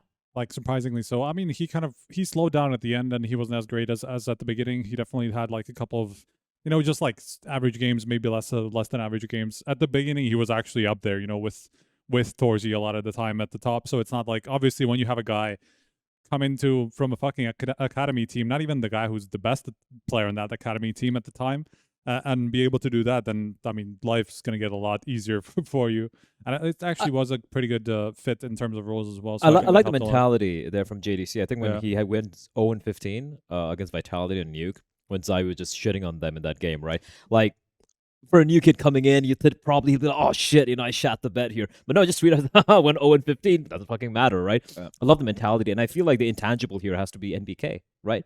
Let's be real. This team, with the zero expectations we had, with Torsi stepping up and everything, JDC delivering the way he did against opposition they've rarely played against at this level, I feel like the intangible NBK coming in has to play a factor there, right? Yeah. Look, if he took a little bit of load off of Dexter, you were mentioning before actually that Dexter played well. I spoke to Chris just briefly about it, and he said, I get to play a couple more of my older roles and get to be a bit more annoying. Because I remember playing against Dexter, he was annoying. Like, he'd be the guy lurking out Palace as I was rotating away as the A anchor, and I'd be like, fuck you, motherfucker. Like, he'd be that annoying type of player that would always like get that cheeky kill. So if Dexter can actually start to show what he's capable of, and that makes him more comfortable as an in-game leader, that's something that we have an upgrade of. Unfortunately for Acor, See, actually, the funniest, weirdest tweet that I saw in a long time, actually, when Farlig was signed, Acor tweeted like a crying emoji. Like, is there? I can't believe. Did he actually think he was going to get picked up by Astralis? I don't know if like maybe I'm completely delusional I mean, here. it could just Maybe be I like- read into something completely wrong, but it seemed like that, and I'm just But super it confused. could just be like, this could have been me a year ago before I went to MOUZ or whatever. Maybe if I didn't shit the bed in MOUZ for a year. Yeah, exactly. Maybe It could have been that's like there's a lot of ways that you can construe or like interpret. Or maybe if I waited a bit more and didn't sign for MOUZ, I could have went to Astralis instead of Lucky, and these things. I mean, there's a lot of regrets there, I'm sure. That's 100%. Well, if you ask any player if there's any regrets, he'll always say no. So I'm saying, I mean, just tips for interviewers out there: don't ask it. It's useless. Yeah, I mean, speaking on the NBK thing, I was watching them after. Was it the last game or one of the last games, I think? And NBK just had like a super mega wholesome moment. We actually caught a picture of it, but obviously we didn't. I just wasn't quick enough for like an Instagram thing or whatever, so I didn't actually catch it on camera. I would have fucking loved to, because he just came up to him and just like basically just like sat him straight into the eye and was just talking like, you did an awesome job, and like super wholesome moment, and like I don't know, it's hard to convey, because I just, first of all, I don't remember the exact words, and second of all, it was kind of like in the moment and stuff like that. But just like right after a game, it was like, you fucking came in from like an academy team, you did an insane job and stuff like that, And obviously, like it's obvious, that he did that, but at the same time, there's some sort of a leadership thing with NBK that has to play a factor in some way, Just quickly, because I love to call out the clowns in our chat who like to talk and think they're not going to get a response. Oscar Zahn, Chad, you are biased, guys. JDC is one of the worst players in the tournament, 11th from the bottom. He came from the academy team as a stand-in in a roster that we thought was going to do nothing and had impact rounds alongside a Torzi. Shut the fuck up. They played some good teams as well. What are you talking about, you deluded fucking clown? And they made a kind of it wasn't they lost 2 games and went out, right? They were competitive, and that was not what we were expecting. These are the fucking idiots who go to HLTV. Oh, okay, let's look from the bottom with the numbers. I didn't see the fucking games, but, Like, he had a game where he went 0-15. Of course I was going to tank the motherfucker's stats. What are we... Like, this is... The thing is, like, okay, I want to do this, right? Just quickly. MOUZ as a team, right? I still... I'm not sold, right? I'm not going to lie here. You played better than I expected. I'm not sold. I'm just talking about their performance at this event. I'm not immediately jumping on and I'm thinking this team is now going to be a world beater by any means. I think that there's still some necessary roster changes here. I want to hear what people think would make for a competent MOUZ roster, right? I don't know. Did anybody else agree with? Did we think that the roster they showed here? Let's just say that BMS comes back in and they don't use JDC. Is this team a team that you guys are getting behind, or do you still think there needs to be changes? I think they have the right elements. And look, if BMS doesn't work out, and they can, it's too early, right? They can still try it out with JDC a little bit. You're gonna see how that pans out, and if that works, that clicks. It clicks. I still feel that with NBK and Dexter being there, if you can see the level of performance from Dexter we saw at this tournament, and maybe you can maintain that throughout, then I can be like, that's great. But having 2 IGL-like figures in the team, and if they both kind of don't deliver, I know they've showed up here this time, great job to both NBK and to Dexter, but if they don't deliver, now the pressure is going to be on the youngsters like Torzi, like and Frozen, and of course on BMS or JDC, right? And I don't think that is going to be sustainable in future tournaments, because other teams are going to be keeping an eye on them, going to be doing their homework as well. So I think it's going to take a bit of time before I put in my money on this team. But would you change anything now? I don't know who you change. I think you need a bit more time. I think the BMS... What about JKS? Who would you put in for JKS? Yeah, MBK. But MBK was actually being super aggressive. Like he has the and we literally just opening spoke kills about on the team. Stand-in. What do you think his role's meant to be? Passive or aggressive? I don't know, but passive aggressive. That's my role. No, that's the NBK role, I think. I don't know. I maybe even this JDC BMS thing can work out. Maybe not. I don't think MOUZ is a team that's going to be making big roster moves right away anyway. So they're just going to figure out how things are going and move from there. Be like a top 15-ish team. And yeah, when another big opportunity shows, or either we see more of these players and we can judge like, okay, this guy maybe can make it, this guy can make it, then they'll make a roster change, because I feel like doesn't make a lot of change. sense to do a change right now. Okay. Yeah, like JKS instead of NBK. Yeah, we all know that would be a good thing, but since it's already happened, I don't know. I don't see the change happening right now. Probably 3 months. 3 to 6 months, like halfway through the game. Fair through the enough. year. Yeah. 5 months, 6 months. Yeah. All right. Do we jump forward? Oh, we had Ents there too. And How do we feel about Ents let's Madden? be- Try to yes, fucking we can be remember quick what on that's- this. we can- Quickly, I think they played quite okay, but they didn't really capitalize on good situations. They maybe should have upset Navi in the first game. They didn't do that in the first game of the group stage. They went through the play-in. Can't remember all of the games that happened, but then they went out to the Astralis with that stupid ancient decider. Yes. Instead of playing nuke for some reason, which is in their hands, and like their nuke has been fucking amazing. And then in the end, we figured out like just Astralis' ancient was really good. So they just walked into a trap right there. Snappy was like 0-12 to config on the duels he's in that getting game. owned. Listen, He was speaking just of walking in and Speaking killing of them. Snappy, right? Like every interview from Snappy when they lose, or even when they win, it's like, yeah, we made a lot of mistakes. Yeah, We made a lot of mistakes, right? Every single interview with Snappy, even when they win, it's like, yeah, it could have been easier to come in closer. That legendary quote with that with you, like we're playing like shit, but we're winning. So that's kind of cool. I don't know if that's sustainable, man. Yeah. But I'm curious about this change, right? Because one of the question marks for me was going to be, how is Madden going to fit into this team? Were they going to use him the way that he wants to be used? Like, he was playing a lot of Mirage here, but Madden's not a Mirage fan by any means, right? So, like, that was another one there that was a little bit odd for him. He had some good games, had some bad games. It's just one of these things that's like, bringing a guy in like this, you're not bringing him to replace a Dodo as a supported player. You bring him to be more of a star of a team or an impact player for the team.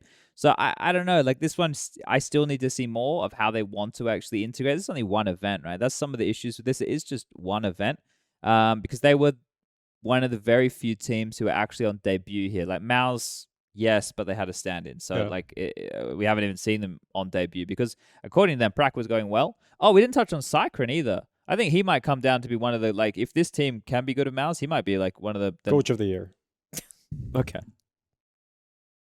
Very serious. You're looking very okay. I was like, is he gonna break? Is he But right. no, I think he literally could be the coach of the year. But he's not gonna be awarded that role for sure, but because you don't know when he majors or anything. Yeah, but it's just a popularity contest. It's just February. But I'm just starting the hype train because I feel like I liked him. There are some coaches that are gonna get a lot of hype, and then like someone like Rue, for example, it's like not recognized at all. Didn't make top 4 fan vote on our Instagram.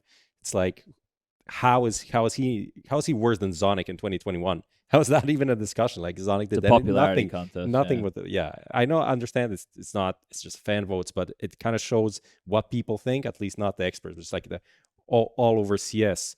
And I think like Cyclone needs to get some credit overall, playing with all his kids and putting them in and playing here on a big tournament, his first as well, and for the young guns, and just making a system that works with this last minute COVID miss out from Bima. So I say it kind of as a joke, but we're saying it in the green room watching is like just like coach of the year. That's it. Yeah, why not? Coach of the year. I mean, I can't really know before you're kind of watching him at work, right? And that's pretty hard for me to do. So at the moment, it's kind of like it's up and down, right? But obviously, like he had the academy kids, he brought them into the team, and obviously both of them delivered to some level at some point, and he has to have played a part in that, either through his work in the actual academy team or now, right? So like there has to be some impact there. What about Lolquid? Took me a second there. Okay. Isn't that what the kids at home are calling him? Yeah. LULQID. How do you feel about Shox doesn't make sense in that team. It never fucking made sense. I saw that. I'm like, no. High fives. Look, I love Shox as a player. I know what he's done. The guy's a legend. Not just as a player. No, I'm listen. You can take that one, man. Like, I like him as a player. He's great. Not in Liquid. Doesn't make fucking sense to me. Okay. So he hates him as a person. So just so you know, that's what. Is it just Shox? It's not just Shox. Shox. Shocks.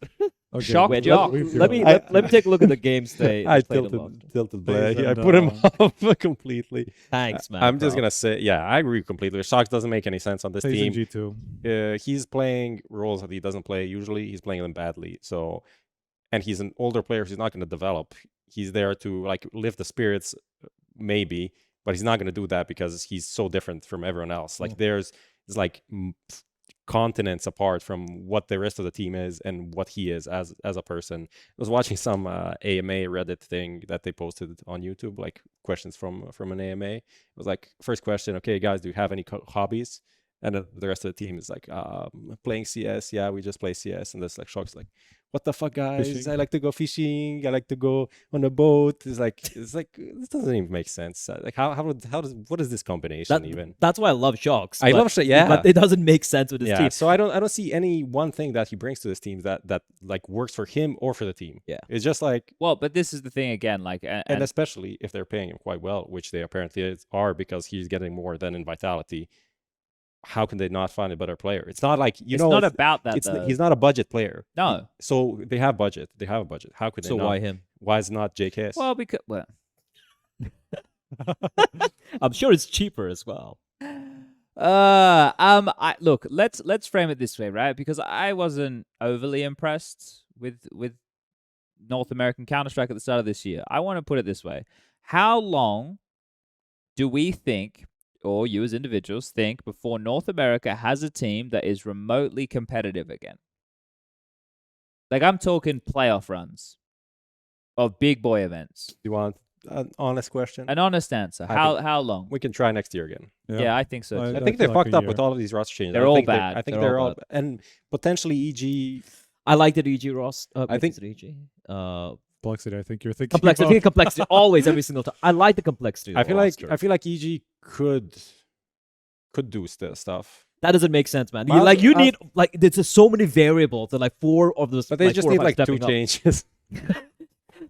I mean, you can't pick a team. I'm saying that's why maybe halfway through, like both of these teams don't like the rosters. I don't think they make sense. EG, we didn't see a lot, so it's gonna like a lot of like first impressions. EG are just too many boomers, but Kuster's back. Too many zoomers.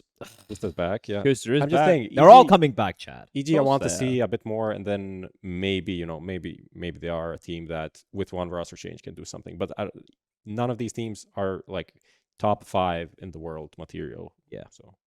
That's how it is. You feel that way?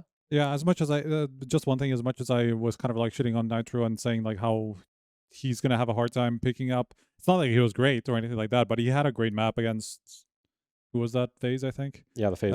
FaZe, yeah, there you go. He had a great map there, and he was like, how the fuck do you come back from Valorant after a year and a half and do that to a team like FaZe, who have like this insanely skilled roster that's just going to like one-shot you every time you come into the crosshair, right? So well, like, they did have a stand-in.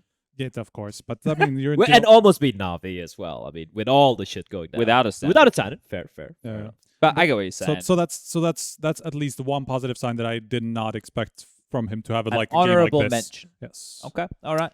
Silver linings. G2 FaZe impressions. Let's just paint the picture of the FaZe one first, and then I think we jump into G2 because obviously I think both of these teams are also in the playoffs, so maybe we can just we can short it up, wrap we it up. We can skip them and we can do it for the playoff conversation. However you want, yeah. Yeah, okay. We'll skip that. And I think the CIS teams that comes also next. the same thing, right? We can talk a bit about we spoke a bit about fnatic. Entropiq's probably an interesting one here. Where are these things throughout? This is from the last episode. Yeah. Doesn't matter, man. But we can talk about Entropiq because they obviously shit the bed. Well, I forgot that they were at this tournament. Exactly, right? Jeez. But a lot of CIS teams ran... It's not a joke. It's just even I forgot. a lot of teams went deep in this event, right, from the CIS region, right? We obviously have VP, Gambit, and NAVI, and Monacy representing G2 over there within the playoffs, right? But Entropiq, like, to be fair, for this roster, when you look at it, they don't have that many pieces which are hugely experienced. Their in-game leader, Nickelback, is not. You look at Elian, who's the star, who's not, has a lot of experience on LAN. The individual that has the most experience is Hooch, and he's the coach, and he can't do anything when they're in the fucking server. So it's like, this team, like, yeah, maybe we think as far as the Counter-Strike world, they should have had a deeper run, but at the same time, they're still one who could really benefit by having a lot of this LAN experience. We're not expecting them to be winning trophies. We're just expecting them to be on that cusp of like top 12, top 10. They were ranked number 10 when going into this tournament, playing in the play-in. That was one of the mainly because of the best of one wins they had, right, in the major and whatnot. Yeah. And it was slightly overrating them in that sense because of that for sure. Yeah. But like you definitely think of them as a top 15 team. Yeah. Right. So I would agree with that. that. It was disappointing for them to go out so early. They lost to MOUZ, right? That was the game that eliminated. And big time too. Like they didn't even have a chance at that game. They didn't even enter it really. They even they lost their vertigo, problem for which is kind of a staple map for them. I think from what I gauged from the Entropiq guys is like we're getting anti-stratted, or maybe not anti-stratted, but people understand how we play a lot more, and now we need to get that second level of our game, which we didn't have to have before. But because when you think of Entropiq, they're not a team that has superstar players. I think Elian stands out, but everyone else is kind of there, and they just play like a team, and they do a lot of these like aggressive moves and stuff like that. That's how they win the games, not just being, we are super sick, because I don't think they are actually that super sick. Like if you put a mirror on this team, then we're talking, right? That could be a nice little added addition, really. Yeah. I feel as a team, I looked at them at the PGL Major, and you're like, okay, this team is an interesting team, right? Yeah. They're able to pull off this best of one upsets. That's the first step to being a legit, not a title contender, but like you said, a deep playoffs team, perhaps. I didn't see that evolution take place over the player break and heading into this new season. If you look at a lot of the other teams, they had the player changes taking place and trying to be like newer lineups, so to speak. And then you have the likes of a Heroic or a Gambit, or some of these teams who have like solidified their foundation. They're like, now we're better, now we're stronger. And probably the one team I felt they just plateaued, kind of, and everyone else is just better. Everyone else is just kind of evolved, so to speak. A change wouldn't hurt this team. I think that is like, do you feel like a change? I feel like a Mia would pick up would be nice. Yeah. Like that would actually. There's some elements of the squad that I really like. I think maybe Mia could be that. Apparently, isn't the rumor like he's hard to work with on Spirit though? There was like a whatever. I don't think hard to work with was the exact thing. It was more like he doesn't really give a shit about criticism and stuff like that. So something like that was said, I think, by Overdrive some months ago. I think Overdrive has since said that like this was an old comment and it doesn't necessarily apply now and stuff like that. I mean, so Hooch is a great guy too. Yeah. I mean, he's going to rein him in. Yeah. He's going to be able to do something with even with the difficult personalities. Like he's that kind of a, like he's not. You're not going to give any shit to Hooch. Like that's not going to happen. Smooya to Entropiq. Now we're talking. Yeah, double not ops. There we go. Double ops. You can rifle. We saw that in Contact. Who else did we talk a bit of smack on? Copenhagen Flames. They were pretty sassy in the interview, weren't they? They weren't happy with what we said, but then they ended up not making it. So like. They performed as expected? Kinda, yeah. That's what we originally expected, yeah, almost, yeah. Because after the plane, I guess we expected them to do a bit more. I don't think we had them going through the plane. We got 6 out of the 8 right, yeah, right? That's true. I think it was big in Copenhagen Flames. We got wrong? I don't know. It was 2. We had 2. Entropiq, I think we had... Yeah, probably didn't have MOUZ going through. That's right. It was MOUZ and Copenhagen Flames didn't have going through. There you go. Yeah. Those are the 2 we missed. Yeah, I think so. So we weren't far off the pace there, but Copenhagen... Almost like we were experts or something. Yeah, but if we got 8 out of 8, we could claim that. To be fair, 6 like out of 8 out ain't of 8 enough. were kind of like favorites to go through, so it's not like we... In all honesty, I don't make the rules, man. In all honesty, if you look at most of the teams who have been eliminated and the ones who made it to playoffs, I feel like this has been the most expected teams to go through, right? Apart from a couple of hiccups here and there. You look at the top 6 right now. Like these are the 6 best teams in the tournament coming in. There have been no massive upsets, right? Vitality, sure, but again, a brand new team. Well, we're going to lose someone as well. Someone had to go, right? We weren't going to get Vitality and the 6 Yeah, but teams I honestly feel like all these 6 teams trying to playoffs are better than Vitality in its current state at the moment. Yeah. Sure, you might have a Zyru. I don't think the mix is there yet. Eventually, next tournament, yeah, sure, they could be a dangerous team. There's not many teams in the map pool that can have Mirage as one of their maps and have it as a massive weakness, right? If you have Mirage in your map pool, it needs to be like middle of your map pool or towards the top. It can't be a weakness. Are we shuffling to Vitality now? Yeah. We can do, yeah. Let's just keep Fair enough. the conversation going. I think we can give a little bit of time with them. I still feel like looking at it's not just one player coming in, right? The language barrier, the massive shift in how they operate. Again, you have Zyru, you want to fit him in the right spots and whatnot. I feel it's going to take a little bit more time. There were still some good signs coming from that team. But maybe, for me, I'm going to give like 2 or 3 months and we're going to see some real results coming out from them. Yeah, I'm worried. I was worried for what Zyru was showing those two, especially against Gambit, and then he wasn't even great in that previous series as well. For him to have as many bad maps as he did is kind of crazy to me. Like, it's insane, actually, because I think that was actually the first time that he had 3 maps in a row rated below 1.0, basically. That was historically his first time ever doing that, I think, since he had entered the Tier 1 scene. And obviously we expect Zyru to deliver at all times. And we know that this Vitality is going to be reliant on on ZywOo, despite them bringing in a couple of players who can share the load at least. Like he's still going to be their main star. So if Sure. he's not there, they're going to have problems trying Yes. to beat some of these big teams. Maybe not everybody, but some of these big teams for sure. But it's like Navi with Simple not playing well. Yeah, exactly. Like Bit can still play well, and Electronic still play Yeah. well, but their primary AWPer, Yeah. is not playing well. Now, Striker, do you get a little bit of hope knowing that we don't classify Vitality as an international team as per the bet? I mean, it's good that if they're the ones not making it out of all these new teams, I'm not gonna be super unhappy about it, because that's probably gonna mean that like a FaZe or like a G2 are gonna break through, and that's actually one that counts. So What I'll happens take it. though? What happens? Honestly, humor me for a second. Okay. If ZywOo goes now forward and is just not a shell of himself, I don't expect that Yeah. to be the case. I'm sure he's more motivated now than he has been in the last stint to fucking get back to fiery form. Sure. What if he performs consistently now, a significant margin enough below his level?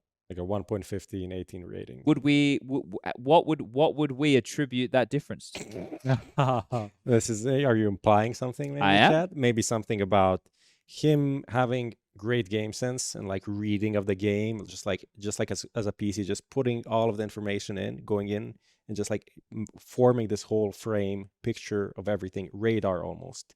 And maybe some part of it now isn't working. Like maybe this Broken? coming in, or is it in the brain? What do you think? Maybe Might need some tech support maybe here. I feel that maybe if that does happen, which I will wait and see, the communication in a different language that is not native to the man's tongue could be an issue. Interesting. Interesting. Very interesting. Back to you, Striker. Now. I mean, it's interesting because I actually did stand in front of them. I was trying to kind of like gauge their communication, and honestly, I didn't see problems in like fast communication, like being able to say positions and stuff like that. Like any of the basic stuff, I didn't have any sort of problems with. So maybe it's something that is behind the scenes, when they're talking through shit and how they're gonna play things. That could be where some of these issues come through. But in terms of like lightning fast communication that you need like to be at the top level and to be able to respond quickly, because that's just what you need, if you're that kind of a team. I didn't see problems with that, not consistently. Every now and again I saw like a lag where they just said the wrong position for like a half a second and corrected themselves because they were whatever, instead of car they said moped, whatever. I don't care. But something like that every now and again happened, but not on a consistent basis. I thought what the real problem is here. Okay. I thought that the issue was going to be speaking a different tongue to the native language. That's not the issue at all. Cultural? No, it's not it at all. It's the English language. That's the problem. Don't say Cloud9. Has there ever been a good English-speaking native team? No. Let the penny drop, I mean, everybody. Liquid, Yeah, okay. The grand Fuck, that kind of ruins it. Look, all right, well, cancel that. Okay, not native Alright. speakers, right? Go ahead. Not native speakers. Yeah, That's what it you're looking doesn't for. matter. It didn't Doesn't work. Look, it was look, meant to listen. be more. It's just I want I like the to attempt. make 2 points. First of all, I didn't spend a lot of time in front of Vitality, but I walked by a couple of times just to listen to the comms, and I agree with Striker's assessment that the comms sound quick and like to the point. They sounded quite well. But just because the comms are going out fast doesn't mean they're going into the brain, right? That you're computing True. what people Sending are saying. and receiving are different. Is a different thing. And Zai is a guy that's very special in that regard. Like he's a player that understands everything all the time. That's kind of how we think of them. And if he is maybe getting some of this information in a LAN environment, is getting a bit more hectic, and then he's maybe not picking up, and maybe this guy has this kind of an accent, the guy has this kind of an accent, doesn't really compute. Sometimes just like go through your brain and you don't get that full picture. Then that could be the issue, right? And that Gambit Vitality game where he died like 14 times to NAVI, he got caught off guard a lot of times. That is some evidence to this idea that I have. I'm not saying it's 100%. It is what's happening, but things kind of add up to me. That story makes sense, and I'll be tracking that going forward. Yeah. Okay. I think one very, very positive sign that I saw out of Vitality this event is dupreeh. Like, it's actually insane the level that he's been playing at, even playing very combined well. with Blast. He's basically been their best player, I think, in the first 2 months of the year or whatever. It's been the first couple of events. And that, I think, a lot of people, when Magisk and dupreeh came into this team, were like, dupreeh, he's like 27 now, or just about to turn 27, I think. Is he going to be able to stay on this level for much longer? And like so far, he is like if okay, obviously to tournaments and whatever, but if we were going to look at the top 10, top 20 list of the year, like dupreeh would be somewhere high up there, Yes, like yes, very yes. high up there, because statistically he's been amazing. So I think that's a massive positive for this team, because it can no longer be just the ZywOo team. You know, there have to be multiple people there consistently. If dupreeh is the guy, one of them, that's like the guy that creates a lot of space. That's the guy who you kind of look to for those kind of positions. And we know how much of a difference these guys can make. Like if you look at a guy like Hikindar, you know, stuff like that. These guys will just be able to open up rounds and win them on their own. And dupreeh is one of those players, I think. So we saw like so many fucking highlight plays from him as well, like the Yes. one from Pitt and like these things. If you can have him pull it off on a year-long basis and have ZywOo at his level, I think that's already a big part of their success. I have a question. Was Zonic with them? Because, you know, he had a bit of... Half, right? Didn't he come at the Not very even end? half. I think he came in for the last series or something. Even Yeah, they had Mount I mean, behind it's them very for the unfortunate majority of what it. happened for Zonic. You know, loss in the family, obviously, but him not being there has to contribute to it. You know, it has to be a factor, right? Definitely, but I don't think that's why ZywOo played bad. Mm. Like Sonic not being there. Maybe one element of many, perhaps. Sure. I think that the team definitely, we're gonna give them time. They're one of the teams that we will give time. Like it's 100%. not like they made a more of a drastic. It's a language change. It's not like Rop's coming in for FaZe or anything like that. It's not like a one-man maneuver. So it's something that's a little bit bigger here. Coaching staff change as well. So they're going to get a little bit of time. It is going to be curious. We'll have to keep our finger on the pulse. But one I'm curious about here is OG, who had a banger of a tournament over there at Blast, right? They were hot to trot, and then they able to come up here, and they had a really good series against Heroic. They actually had a really good 3-mapper. It was a close game. Do we think that was just the honeymoon, or do we think that it's got some legs to it here? Because like this is the question with OG. Like Mantu was almost a non-issue. Like he was up struggle street without a paddle. It didn't feel like he was up to his old antics. Like I feel that Mantu needs to be consistent for this team if they want to be a good team. Like do we just think this one is just because Nex was there and they're doing some random shit, no one knows what's going on, or what do we think? I don't know why Manto struggled, but he definitely needs to be that 1-2 punch with Flames on this lineup. Yes. For me, there is no question about that. So yeah, he obviously wasn't up to par. A bit of this and that. Like they lost some games. I don't know, but when you go back and look at them, I don't think the losses were that bad overall. I'm taking a look at it. The MOUZ loss was a 2-0. Okay. That was the that was a one. That was a one that was bad. That was forget about. They should disband. Okay, take it away, I mean, Bleh. Okay, I don't think this should disband. Sorry, Striker. No, go ahead. No, nothing. I feel like I think was the Nexo gave an interview where it was like, yeah, the players are really good. Where it was like a little bit of a shot at Lexi B, where it's like the players are actually really good. You know, that was mine. that was yours. Okay, I mean, listen, they had a great honeymoon run, right? They looked fantastic overall, but I'm just gonna say it's still very early. Nexa also, popping off with his fragging ability was a bit of a surprise initially speaking. That's good to see though. That gives a great us sign. some faith, right? That if he can, because I think he could use this a bit more of a puggy team, couldn't he? He could use this, like not a puggy team, but like a bit of a looser team. If he's got some firepower going on there, Mantu's playing well, Flames. I like the way they use Flames. They always send him first, right? And it's not like in a bad way. They set him up. They'll flash for him. They'll make sure there's a move for him. They have so many little predetermined CT-sided moves. But it's, again, I'll put these guys... Probably higher potential than MOUZ. But they need, like, I was watching them play in the RMR qualifier, and there was like an overpass game, and like Volda had like 29 kills, and everybody else was on like 10. It's like it's the issue with this team, and not at the same time. If Volda, Mantu, and Flames all can play their roles to their level at the same time, it's a good team. If they can't, not a good team. I think that's about it. Yeah. Flames. Yeah, Flames is the only like consistent output, so to speak, when it comes to the fragging department. Again, with it being set up and everything, right? But like you said, Chad, like you had Baldi stepping up, everyone was quiet. Nico again, like I know he's doing his role, but it's like too many variables as to like who's going to be popping off with them to be a contender. But if they can sort it out, I'm going to give them a couple of months at the very least. They still look very good. Unfortunate loss happening there to MOUZ, who played way above anyone's expectations. Give it a couple of months. Let's see how it kind of falls into place. Yeah, they get time here. I think if anything, Flames was like he used to be the kind of like the question mark for this team a lot, because like when he was on, OG was competitive. When he wasn't, they had these fluctuations. Mantu was there kind of like all the time, but nobody else really. And now like that's kind of like their next level. Like if Flames can find this level a little bit more consistently, maybe that's like how they get their star duo, and they can build off that, because they haven't really had this before. Okay, boys, I'm just looking at where we go next with this one. Do we want to get into these quizzes and shit, and then that can help? Yeah, we can do that. Yeah, I can do it. We can do Power Match Matchmaker Yeah. to stay on topic here, and then we do the quiz at the end. Yes, let's do that. Okay, Lucas, you ready? Yes. All right, he's ready. All right, we're getting the Power Match Matchmaker open here today. So the visuals on everybody's screen right now. We've got the teams remaining in the playoffs. We have NAVI, Gambit, VP, Heroic, G2, and FaZe. And the descriptive terminology is consistent, inconsistent, positive surprise, negative surprise, entertaining, boring, and title favorites. Now, what we're going to do here is we're obviously going to go a bit broader on what we've seen with the entire tournament because we didn't touch on them too much from this point. So actually, I want to start at the bottom of the list. I want to start with FaZe because Navi, I think, is probably going to have some of the more obvious answers. So let's get the juice out of the way early. Now, FaZe, if you missed it, they've had the woes with the standard situation. Initially, it was Rops who was unable to travel over from Warsaw. They were boot camping at the Kingwood facility. He was unable to come over because he tested positive for COVID. The rest of the team made it. JKS got the call up in the last minute, was able to step in. They made it through the play-ins.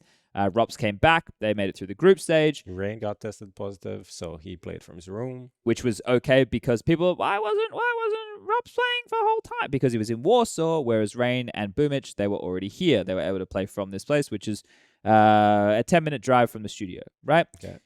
So the situation with FaZe is, I think we can all see why we're excited. The unfortunate problem that I have is it's too hard to get excited if Rain's sick. And I love my little Juzzy Bear, but standing in for Rops is one thing. Standing in for Rain is another thing. And people might be like, yeah, but Rain does so much for this team that people don't see on the scoreboard and don't understand his role within this team.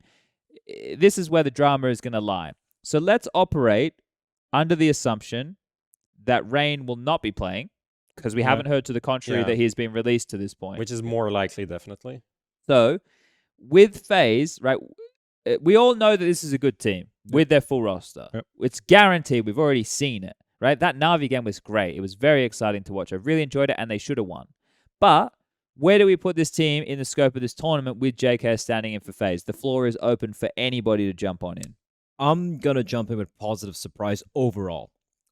Like looking at all the strike cycles. Perfect. Thank you, Striker.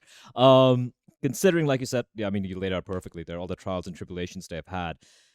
With Justin coming in, then, with the Rob situation, Rain playing it. I mean, it's got to affect your mental. It has to affect your mental state overall. The fact that Karrigan was still somehow, she had a shit personal game against Navi, but the fact that they're able to push Navi to that level, man, he has done a fantastic job somehow marshalling the troops and making it click in a very, very unenviable position. So for me, positive surprise, 200%. I think that sentiment we can all agree with here. And if this hadn't had the caveats we have right now, we might even go as far as saying with the form we've seen that they could rival Navi to maybe pick up the trophy here, right? Like we don't know if the map pool's deep enough yet, but what we've seen from the individuals, I think it's definitely there.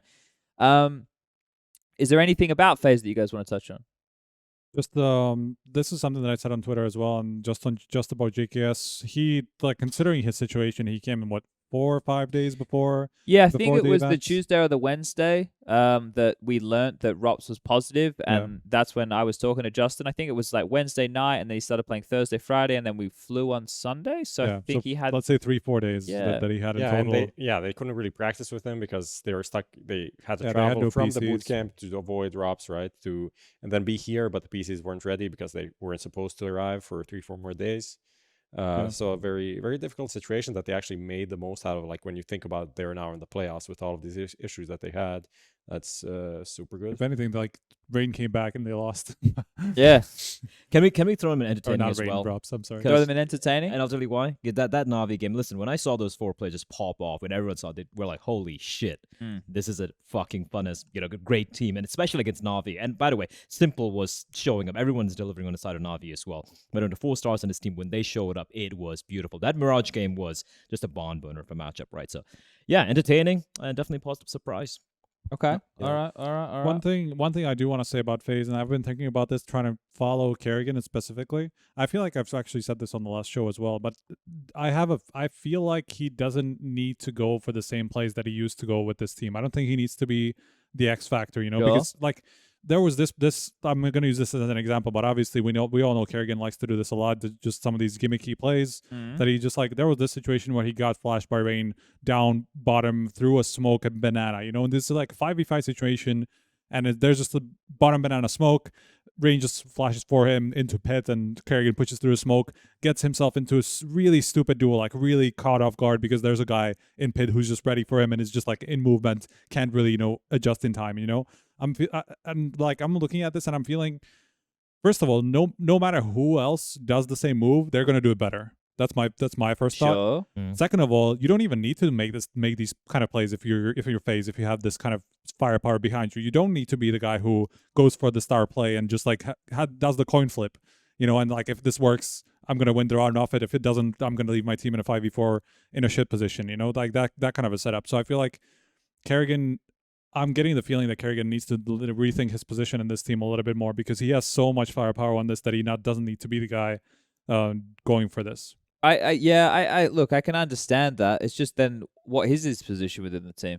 I understand that he that's kind of like always been his play style, and he's gonna feel like that's the only thing he can do. But then again, like you can be a more supportive element. And I'm not saying that he can't do this at all ever, but there are times when you can go for these plays and times where you should be a little bit more reserved. And I feel like his balance is too much to the aggressive side, and he should be kind of letting his team do some of the heavy lifting. For me, I see him like NAVI.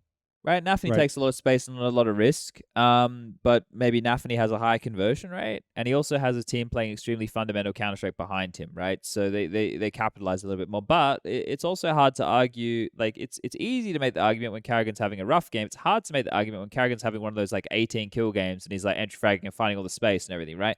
But like, it's too much disparity. Is it going to make your team too coin flippy if you're the one guy who's constantly being 50-50, maybe not constantly, but a lot of the time, he's going to make those plays that are 50-50. And obviously, like, this team shouldn't be a coin flippy team. This should be a solid team. Like, they should be consistent. And I'm not sure if this matches up. Okay. All right. Let's jump into the next team on the list here. Let's go with G2. Bye, Bleh. Bye. I'll be back. Oh, see you in a minute, Bleh. G2. Now, this is one that has still suffered from the Nico syndrome. He still had to put the entire team on his back and carry them through some certain games. Jax had some big impact games. m0NESY, we're yet to see what he truly can become, right? At least within this environment. I think the glimpses are there for him as well. But, Prof, where would you be throwing or pinning the tail on the donkey of G2 with this one? For me, it has to be inconsistent and entertaining. Inconsistent and entertaining. Those two kind of make the most sense for me. I think we saw that loss to fnatic is the inconsistent part where they lose in a way, especially that Mirage, which was the T side. Very, very sad, very uninspired. Just a bad game overall. And then overall they played well. They made that lower bracket run.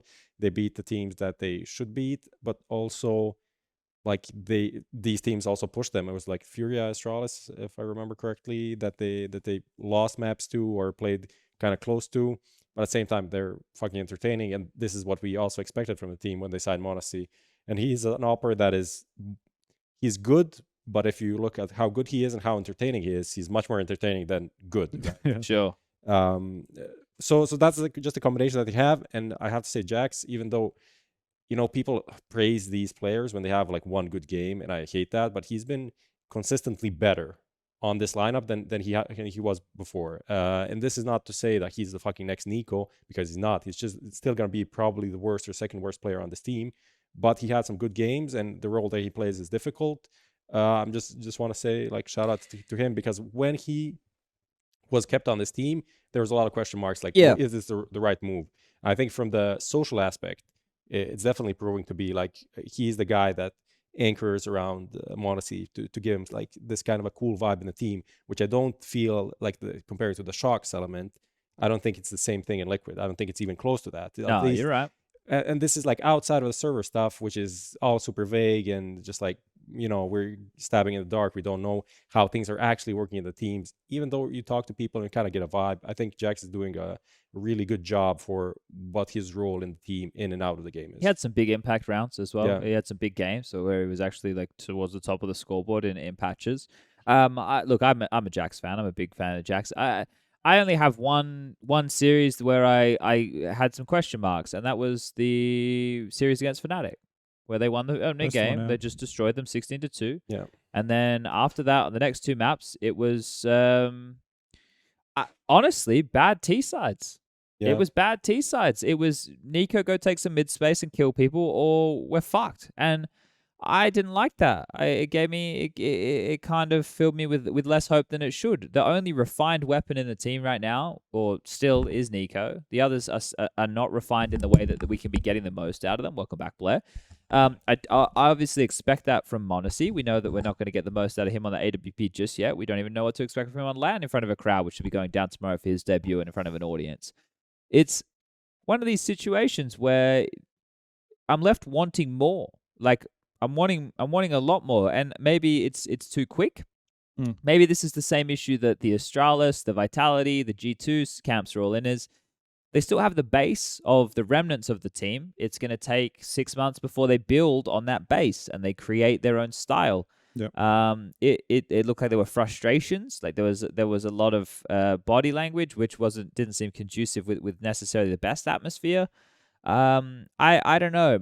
I think that if they can get into the arena and they can beat VP and they can have some good T sides, I think that right there will completely maybe put all the faith in Alexi that is necessary, because maybe there is a little bit of that isn't completely locked in just yet with G2. You know what I mean? Like the Alexi's brought in, yeah, maybe he's an upgrade as an in-game leader over Nexa, but they got to prove that. Right, you got to prove that to Nico that you are and that's going to take some time. So. But do you think, just to kind of get the vibe of the room, do you think that Alexi is an upgrade on Nexa from what we saw so far? I said as well. I think it was the article you guys reached out to me about for the big surprises, right? Yeah, and I'm still going to stand by the fact that with Nexa being subbed out for Alexi coming in, I didn't see it going up or down. I think it was like just kind of sideways there. Yeah, honestly, 100%, definitely an upgrade, 100%. Yep. And definitely the potential is there. Even if he fails in this tournament, I'm okay with that. We know this kid is going to be the real deal. But yeah, I feel like from the calling side of things, I haven't seen anything fundamentally different. In fact, like you said, apart from Nico just taking a lot of space on the T side, it was rough. And Nico having like one of the most insane performances I've seen from an individual is the only reason I feel like they managed to claw their way to this stage. That series is the thing that just sticks out of my mind, because then they had to win games after that to get themselves back into this. And they were tight games and they had to work really hard for them. And I think that the team, obviously, with time, is going to look really good. But if we're talking about like what we're going to get out of them in the playoffs here, I don't know. They got to prove it to us, right? Like that's the thing. G2 VP. I mean, we're going to talk about the matchups, I guess, after we go through this, kind of generally. All right. So just to close off on G2, the way I'm looking at them is the fact that m0NESY is just there consistently is, for me, enough at the moment. And I'm obviously, like, people kind of overhype him a lot because of how flashy he can be. A lot of shine on his name. But and obviously he doesn't really match up to the same hype, because like everybody says how amazing he is. And obviously all of that is kind of with an asterisk, because we all say that because he's a fucking 16-year-old, he's mega flashy. He can be really good, really fast, but it's maybe not yet. Maybe it's a little bit too early at the moment. So like a few months down the line, it's going to get better. Secondly, like clearly even they think that they're going to have, like, I think they have the hardest time finding their identity out of all the new teams, essentially, because they have too much changing at the same time. And even talking to Xtaz, I did an interview with him, and it's pretty clear that there's just too much going on at the same time. Like Alexi coming in, it took a long time before they kind of got away from just taking after the old G2 stuff and implementing some of his own stuff. And then Xtaz was also taking backseat just to make sure that they kind of like get up to speed on their own. And then slowly he's implementing his kind of ideas, his vision of the game. And clearly, like, this is all taking time. Like, it's going to take like half a year. Basically, he said, like, I'm not even sure if we're going to be ready for the major. So like clearly they are not expecting to be ready for at least a few months because of these things. Yeah, I think that's the thing, right? When you have an AWPer come in or an in-game leader, they're two massive roles within a team that you have to adjust. When we're talking about Vitality, like, they keep the core three, right? Sure, they bring in a new coach, but Dupree and Magisk, in terms of positions on maps, were 1-for-1s. I know you can say, okay, well, in-game leader and AWPer, yeah, they were replacing those exact same roles. But the thing is, it's an unproven AWPer in Tier 1 Counter-Strike, and it's an in-game leader who announced to come in and make it work. And before, it's not like G2 were running anything spectacular on their T sides. It's not like they had some stars who were getting themselves way into games. Now they have more tools, right? They've got more tools available to them if m0NESY becomes an AWPer that we can rely on. I'm excited for G2. Like, I am excited for G2, but if the question is it now? Maybe not now, right? Maybe like we're mentioning, I think that lead time for the major feels like it should be enough. You get a whole Pro League season. Yeah. You get an entire Pro League season. RMR. You get the RMR. Like Yep. that should be an ample amount of time. In terms of maybe big arena experience, no. Yep. Okay? They don't get a lot of that. But at least now they get a bit of it, right? least This is one something that match, they yeah. can grab and they can at least like start to work with. As you mentioned, we can talk a bit more on the particulars of the matchups a bit later. Right. Do we have anything else on G2, or do we want to jump forward to our next team in the Matchmaker? Let's go for it. All right. We'll jump into heroic conversation right here. Striker, you want to take this one? How do you see this team? What on this list here would you attach their name to? So copying my mistake from the last series, from the last show where I said Heroic is the team that I'd be worried about because everybody else made upgrades around them. I feel like this is the event where it's kind of showing that they have had the stable base around them and they've only built on that, while everybody else is kind of still chopping and changing and figuring out how to make their teams work. And I think Heroic have been very surprisingly good. A positive at this event. surprise. A positive surprise for me, for sure, because of how, not really under threat they've looked. Like, okay, there was that OG series that was a little bit, shaky at times, but like from there, they didn't look like they were even threatened. And so that's very Especially against surprising to VP. me. They just fucking dumpstered them. Yeah, that was a big surprise Statement for me, game. for Even sure. though you can say, oh, but yeah, it's a game where they were already in the playoffs. I still think that's a statement game from the heroic 100%. side of things. 100%. Yeah. That's basically the game that's made my view of the playoffs completely out of whack. I'm like, if that didn't happen, I'm like, Heroic, okay, maybe ish, whatever. Maybe they could make it like top 4. They're gonna make it to the semifinals, but I'm not sure if they're gonna beat all the big teams or any of the big teams. And VP, they've looked amazing so far, and then they just fucking disappear against Heroic. And I'm like, how the fuck does this make any sense? Like, we expect VP to just come into this event and be really solid, and then they crash and burn against Heroic. There are some games that are important and some that are less important. I'm closing the that's one chat. of these. I just read something that just upset me greatly. Someone just said that heroic aren't entertaining. What's wrong with them? I don't know what type of Counter-Strike they're watching. They're What type so of Counter-Strike? dynamic, man. We had Smooya on before, like talking about how Cadian calls like gamble stacks in it. That's fucking entertaining. There was literally a round on Inferno. I forgot who it was against. Was it against Vitality? I think it was. Squad was pretty close. Buy round versus buy round. CD side, 5 A stack early on. 5 fucking A stack. I'm just watching. I'm like, look, this is fucking amazing. Imagine just not throwing anything on banana and being like, who cares? I think it was Vitality. They were trying to take the B bomb side using everything. There's no one on the B bomb side. And by the time they're like clearing all the angles, all 5 CTs are already in CD spawn. It was entertaining CS. It's fun to watch. People just want to hate heroic, right? Which is the But it's history. also a thing of like maybe people find other things interesting. Like you find the minimap interesting and they don't look at the minimap. They will look at the frags and they don't have, a single player that has the potential of a Nico, Simple, Zaiwu, blah, blah, who are just going to be a Monasi, Yakindar, who's going to have these highlight moments. They have Stone, really good. They have these other players that pick up highlight moments, and they have, the Tessa spray transfer, Refresh 1v5, the Cadian 1v4. But overall, you don't really watch their games and see so many of these moments because they play this like loosey-goosey, crazy style of CS. So I'm just saying that's maybe the difference of how you look at a game. And but I think the issue is they're painted with this brush. So you don't even look past that. Like realistically, and it hasn't been up until this point where he started to truly like separate himself from the rest of the pack. Stound's fucking legit. Like that kid is fucking nuts. Like he doesn't have anything about his gameplay. He's not just like a headshot machine like Nico, or he's not just like sent out there like a marauder of your kinder and he just finds all the heads, right? He's not a primary AWPer, right? People don't look at Stound and go, oh, this kid is fucking what? He also doesn't have a personality that does that, right? People probably haven't even heard Stound talk before for most of them, right? This guy is fucking awesome. He is a jack of all trades, and unfortunately the tail end of that says master of none. Well, the master that he has within the team is impact. Find me a game where you haven't seen Stound have some impact. Like, the guy has impact. And then you can go through all the parts here. Shush is just this little support player. He's a little tank of a human. He's like just trotting along. And he's just fucking mauling people. Like, there was a massive Shush game on Mirage. I forget who it was against, but he was just smashing people. Like, Refresh, you think about the clutches that he's had once he could have those X Factor moments. Texas with the spray control. Remember that jungle round on Mirage? I'm going back. Like, they're fucking beast mode. You got Cadian who decides he wants to go Super Saiyan Jin fucking 6 or some shit. Like, I find the team to be quite entertaining in the way that they approach the game. I call them the fakey boys. They're doing crazy stuff. Look, you want to sit here and you want to pin the tail on the donkey and say, yeah, this team, has a marred reputation. That's one thing. But what is not exciting about the way that they approach the game? I don't understand where that sentiment comes from. If anything, they're one of the most unique teams, and not in a bad way. Like you can talk about VP being very unique in the way they play. Heroic are like the exact opposite of that. Yeah.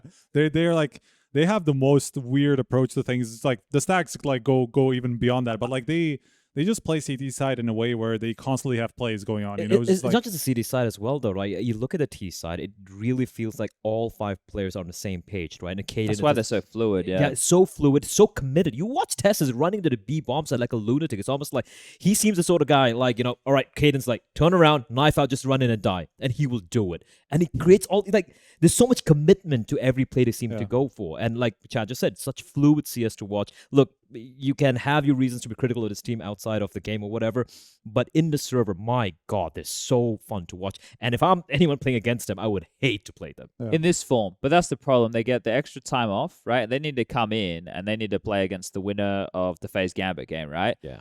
It's most likely, if we're going by what we were talking about earlier, Gambit. and Rain is unable to play, it's most likely Gambit in that scenario, right? That is actually the 2 teams that everybody on the forums want to call onliners going toe-to-toe for a spot in the grand final. Sounds fucking amazing. It does, doesn't it? Yeah. And we get that match, which was actually really good to watch. We had the EPL Grand Final, the best of 5, where Caden had that massive clutch. I think stylistically, that's kind of a cool matchup. I think in terms of the way that they approach the game, it's quite a cool matchup to see these styles clashing.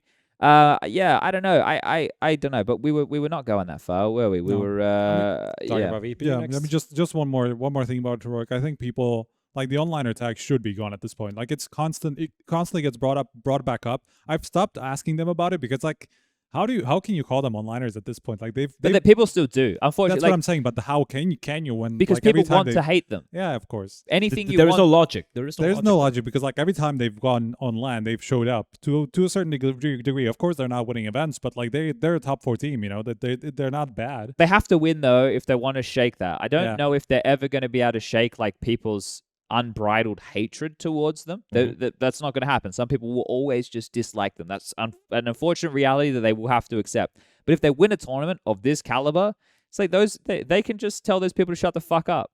Actually, you don't even need to say anything. The trophy itself, right? The achievement will speak louder than words ever could. And that right there for them, I think like, in their camp, I look at it, right? It's a us versus the world mentality because of what they've gone through, right? Which is probably a fair thing to assume. And I like that. That gives them something to fight against. Yeah. Fnatic vibes, all Fnatic vibes. There we go. Flush out JW, they're like, fuck this shit, we're going to shut everyone up. Yeah. I love them, and they did it in Katowice. Yeah, okay, all right. Well, let's look at VP, right? We got VP here who, I'll take this one. I'm converted. I was once upon a time, I didn't like the slow style of VP. I think the type of Counter-Strike with your Kinder and Flit, all these teams are, actually, I'll get into entertaining. I'll put consistent. Especially that loss to That was my last game on the desk. I'm like, thanks for nothing, guys. This is absolutely shit. Yeah. They looked amazing Up till until that then. game. Yeah. Listen, with the way they speedran the ESL Challenger event with Furia, they made Furia look like absolute plebs. And then this is a different VP. I would have, listen, if you show me this chart coming to this tournament, before the Challenger event, like a couple of weeks back, I'd be like, VP, what's the one? Boring, 100%. But they've changed it up. They look fantastic. Dark horse for me. Look, the problem is it's the opponents that you have to face within this tournament that you can only play the teams in front of you, right? I think some people might critique. Let me see if I can find VP's matches here just to run everybody through their results. I think that's where like some qualms might start coming to the Heroic game. We can just wipe that one away. We'll just ignore that one here. Let me scroll on down. Just so I don't cross me P's and me Q's here. VP. Where is it? They beat Copenhagen Flames 2-0. Okay. Well, who had a good start and but then fizzled. Yeah. And then they beat NIP with a stand-in 2-1. So when you add that to the mix, NIP who massively overperformed throughout the whole tournament. Yeah. But they keep doing that. So when but I'm like, I feel like at this point we should just I'm not thinking this as a bad thing towards VP. Yeah. I'm just saying like they weren't with a stand-in, but they actually played good. Yeah, it's weird, right? Yeah, I don't know what it is about an IP, but I feel like every time we talk to them, we should just start putting them like to the tier next or like higher, just because they constantly Yeah. exceed our expectations.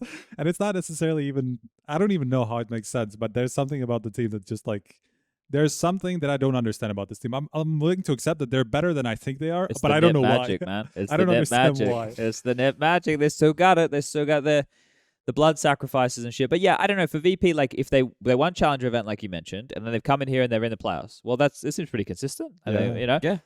I want to see them continue. I still think we have more to discover about this team. Like, and I think that the thing with this squad is the same player doesn't have to be the star in every game. All 5 of them at any point could take over a match. I truly believe that. Kicker and Buster in this event. Kicker as well.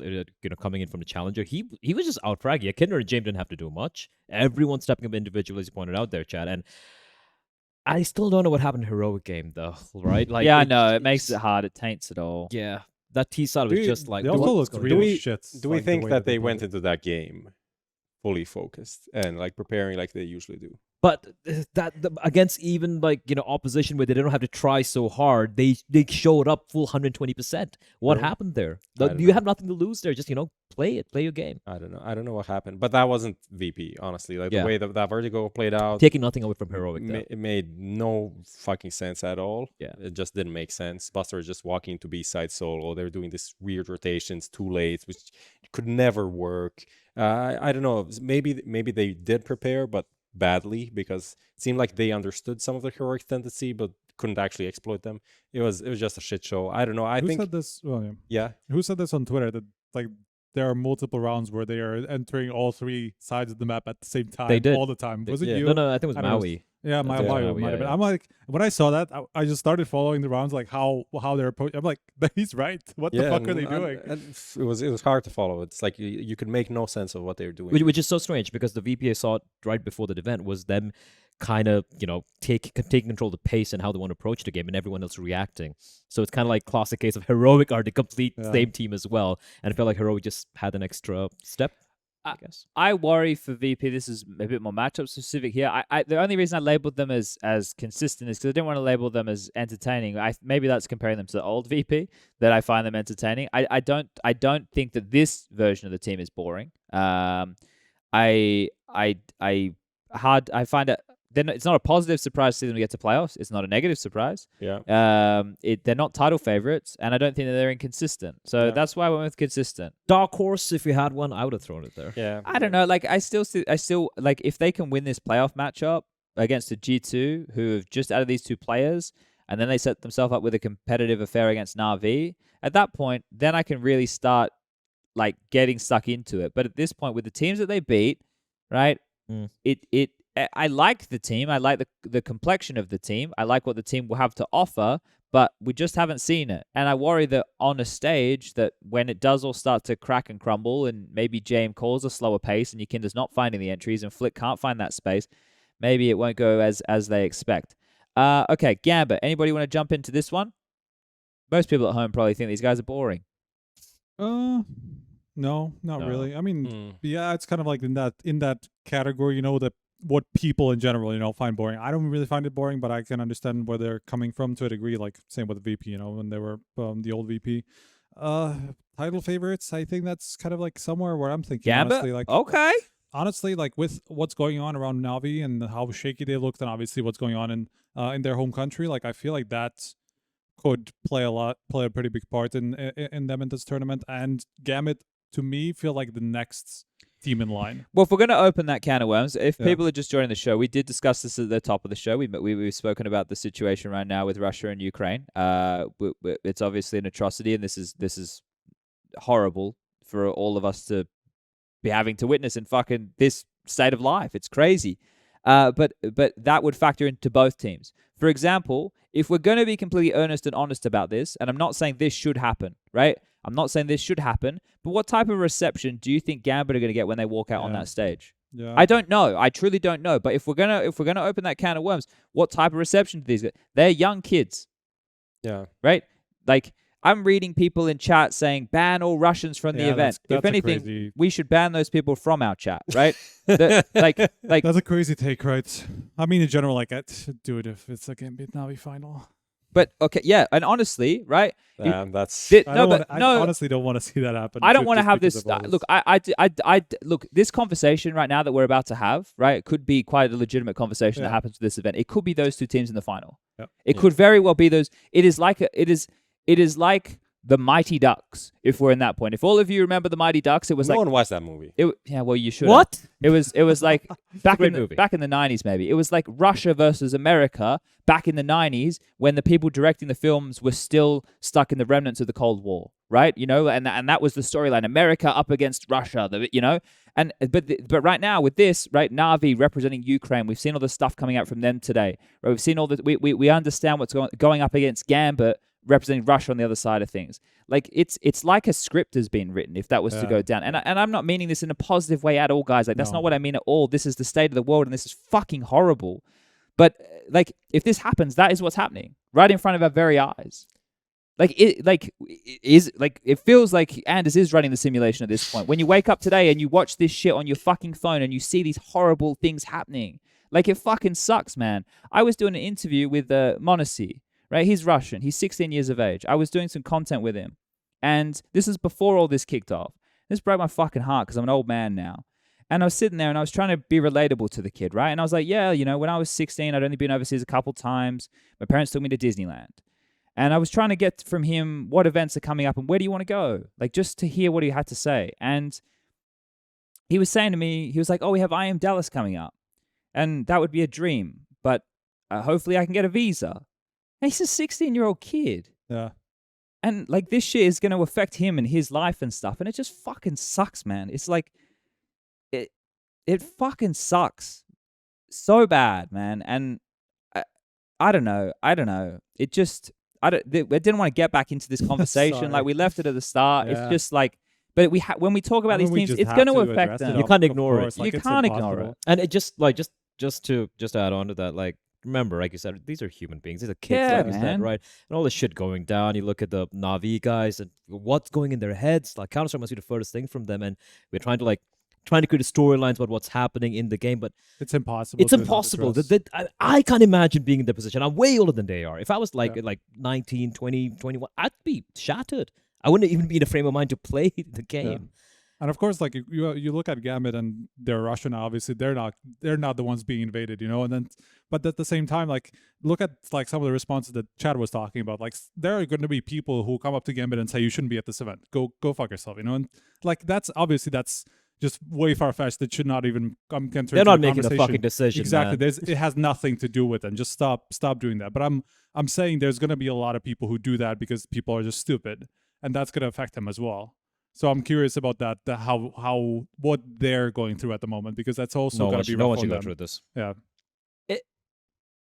It's going to play a factor. Yeah. If we pretend like this doesn't play a factor, like that's not the case. I would not be surprised as well while we're having this discussion about all of this.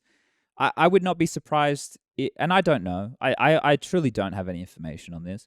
I wouldn't be surprised if by the time we get to the day that Navi has to play, if this continues to escalate and continues to get worse, that they say, I don't want to play. I wouldn't blame them either. Yeah. Like, I would love to see them play, and I'd love to see them, with all this bullshit going on in the world, go do the one thing that they fucking love and that they're fucking awesome at and that they can do and actually shows you that the two people, right, the two things right now that are fucking clashing in the real world, they're together. Like, I'm sure that Boomich and Perfecto and Electronic, when they sit next to Bit and Simple and they have to look at these guys and know, like, what's going on in their country, man. Like, they're their friends. You know? Yeah.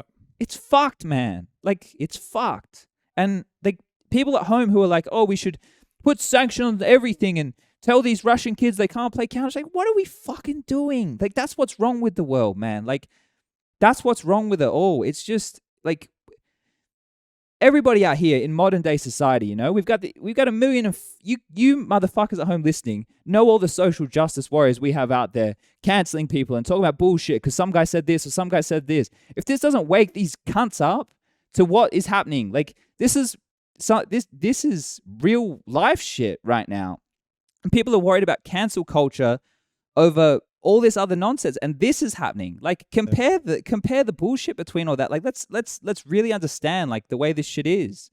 This is not something that I'm sure our viewers, anybody in this room, anybody working at this event, expected to be a reality in our lifetimes. It's something that happened almost a lifetime ago when all this shit was going down. Sure, we've had plenty of like fucked up things happen in our world, but it's like, this doesn't feel real.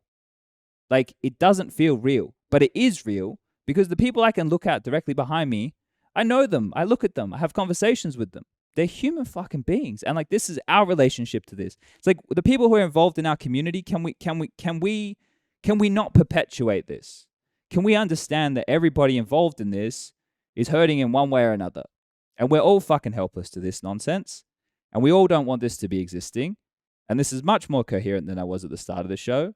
But can we use the one thing that we all love as a positive? Don't go into games when you're playing with Russians on FaceIt and fucking go in on them because they're like what, like let's go past that. Let's become the thing we want this world to be, as opposed to what it is right now. And maybe if we're lucky, we get through this and then we can actually start going towards that, because we do something out of love and passion. We're all here because of that. We're not here because of hate and all of that. That's other people's bullshit. Let's drop this. I'm talking too much about this shit right now. Okay. The Power Match Matchmaker, we didn't really finish it, but at the same time, I think we got plenty through it here. NAVI title favorites. So yeah, let's assume that NAVI are robots, and we put this down. And the NAVI versus Gambit grand final, right? I think that with the NAVI we've seen, they've warmed into the competition. They've started to look themselves. Perfecto had to save them with some big performances there, which should never be the case. But the thing that is scary is that it's a team. It's not a simple show. It's not an electronic show. It's a team. I think when you compare that to Gambit, Axel and Shiro started to come alive a bit more. That one game on Overpass, and those two were just like, they weren't even in the server. Yeah. They weren't even in the server. I don't know. I think that if we can get the Navi Gambit grand final, last year we had obviously that rivalry between the two teams at the start of the year. That would probably be a grand final that I think would be quite a good best of 5. We wouldn't get a Vertigo, we wouldn't get a Nuke, but we'd get everything else. And I think that could be quite a good best of 5. So, yeah. Anyone got anything to say on these boys? Just to talk about Gambit, I just say the first game against NIP was super disappointing. Yeah, I wanted to literally. I was so angry. Honestly, I was that emo kid, thrashing my room after my mom didn't allow me to play World of Warcraft or whatever. Oh wow, you used to play WoW. Yeah, I mean this is also the meme. You know the meme, not the meme. Listen, man, you know memes. Video. You know memes even I don't know, and I thought it was a meme meister. Yeah, that was just super disappointing. I watched that game. I'm like, okay, Gambit's gonna destroy this NIP team. They have nothing to do. They're just like fluke their way to the play-in, and then they not only do not destroy, they just play awfully bad. I was doing that desk, and yeah, I just had to make sense of like Gambit sucking, as he said. Axel and Shiro overpass A, defense didn't exist. It was just like, walk through us, please. But yeah, and then that finishes, and I go on Instagram and I see like the 3 of them with the top 20 medals, and I'm like, fuck this. Who are these people? Where is this? And then the lower bracket, they kind of just, they made it up essentially. So if, just to add on to that, like if they're able to face off against Heroic, right? And they're facing Heroic in the semis, right? If they're able to take them down in a good fashion, right? I really feel they could potentially be a contender here, and honestly. But I think Heroic got a real test with this team right now. If we look at the way the brackets could shape up, right? If we did get the Heroic Gambit matchup you're talking about, we already get a pretty good semi in Gambit taking on FaZe, and that's a big win for Gambit to beat like land gods of FaZe, with the caveat that JKS is probably playing. So they might get through at that, and like let's say that, but they grind it out. They get big wins over like these really good players.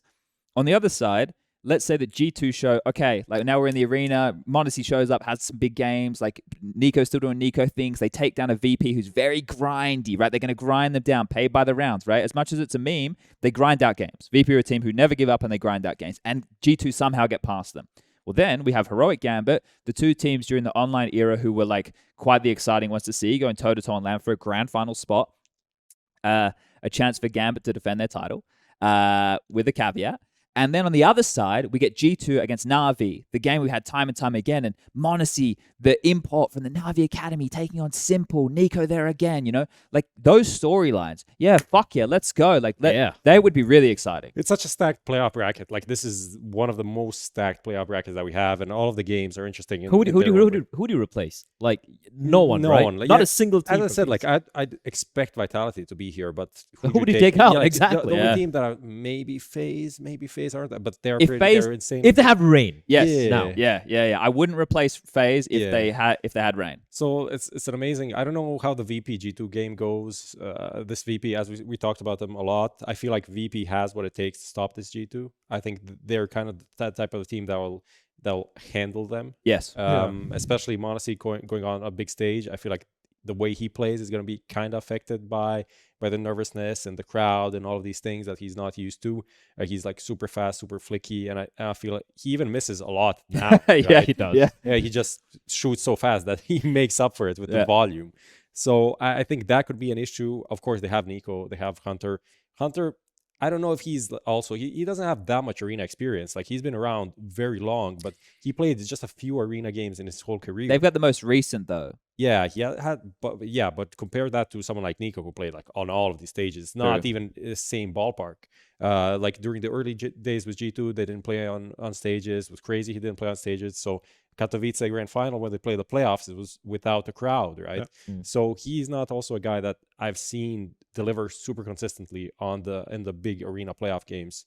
So it is kind of down to Nico in the end to carry through this. And I don't know, like, VP is a weird team. You're not always sure what you're gonna get from them, but they are kind of stable, and they have played from what they managed to play, like quite a few arena games, like the Starlighter Major, some stuff after that, the Blast in Moscow that they won, and now at the Major again. So they have quite a bit of experience in that side. I think that's where I just it seems like stylistically a clash that could go VP's way, even though when you mentioned like the m0NESY versus Simple thing, like who doesn't want to see that, right? Yeah. I think the stylistic clash is going to come big in this because of, like, G2 are not a patient team. Like, if you look at G2 playing, like, this is like, you have to be very careful playing against VP. And as much as G2 have been good at making it work with just kind of like these flash plays on CD sides and stuff like that, like they have been kind of like very dynamic and aggressive on their CD sides. You don't want to do that too much into VP. Like, they're going to be ready for a lot of these plays,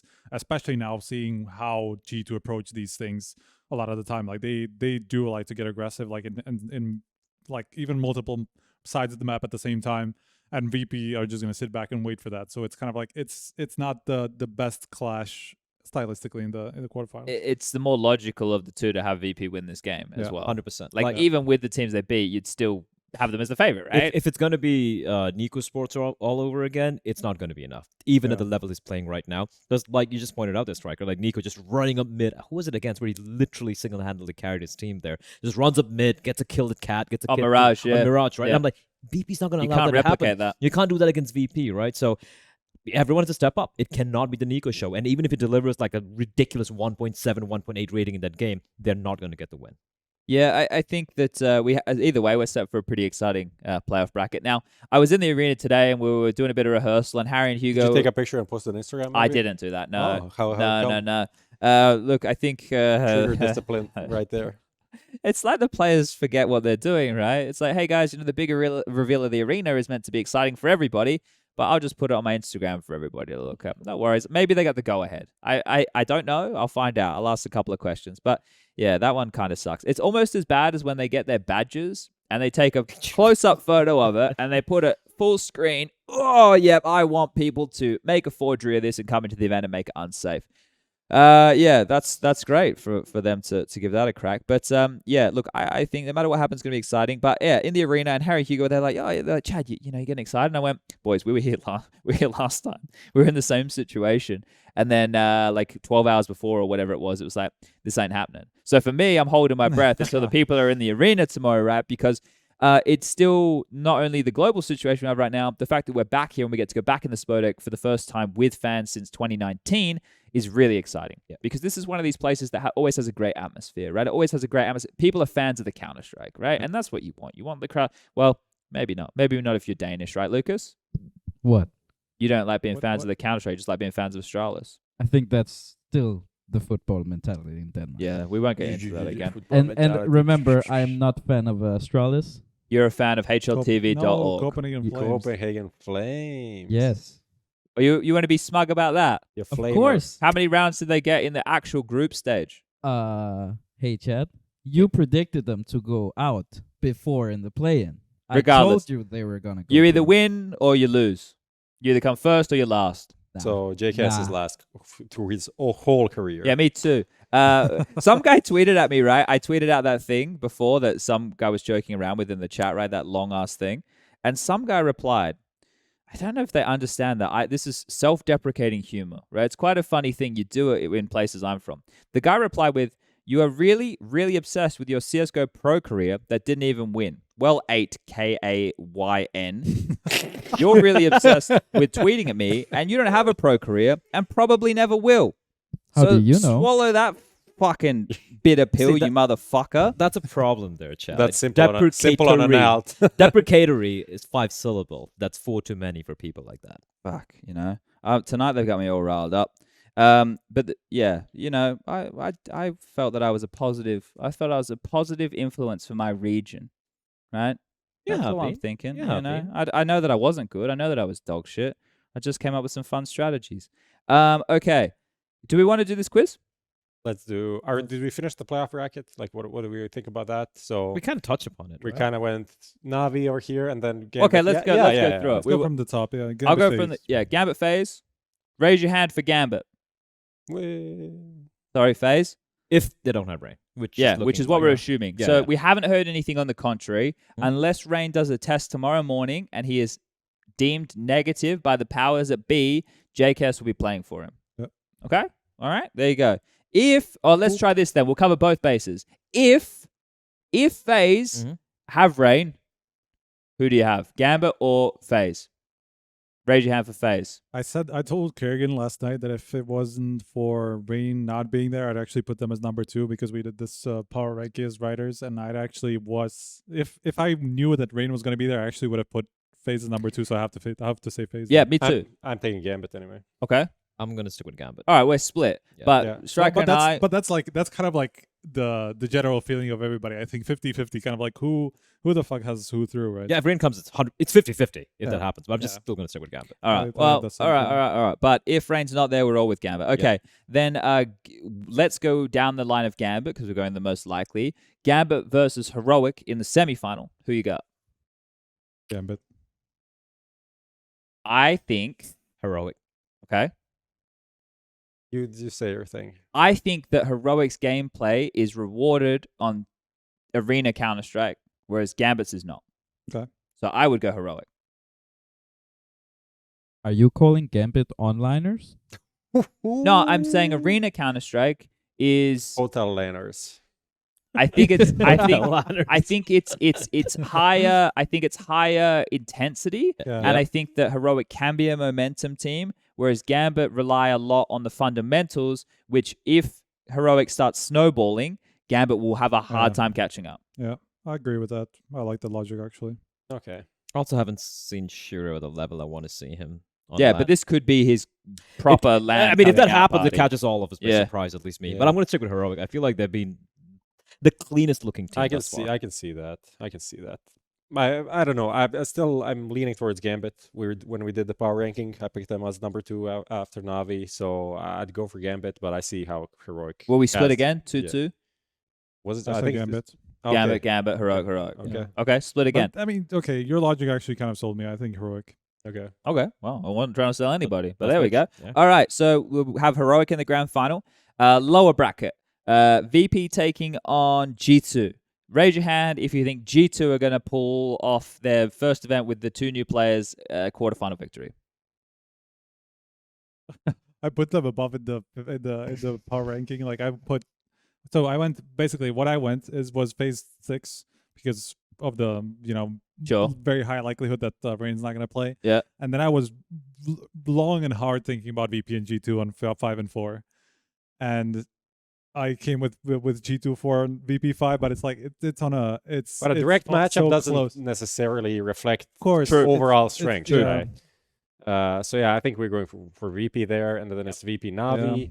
But I think G2 can win. Of course they can. Yeah. Everyone can. Literally anyone can win this tournament. Yeah. Not even joking. Like even FaZe, even with a standing, can win this tournament. But It's just too many variables. Yeah, Yeah. at the moment, there's too many unknowns. Those unknowns, I think, will turn into positives, but maybe not just yet. We already Yeah. covered that. Okay, so Yeah. VP Navi, raise your hand if you think VP have a chance. Well, actually, I not if think the- they have a chance, man. My bad. I should have just said, raise your hand if you think VP are going to win that series.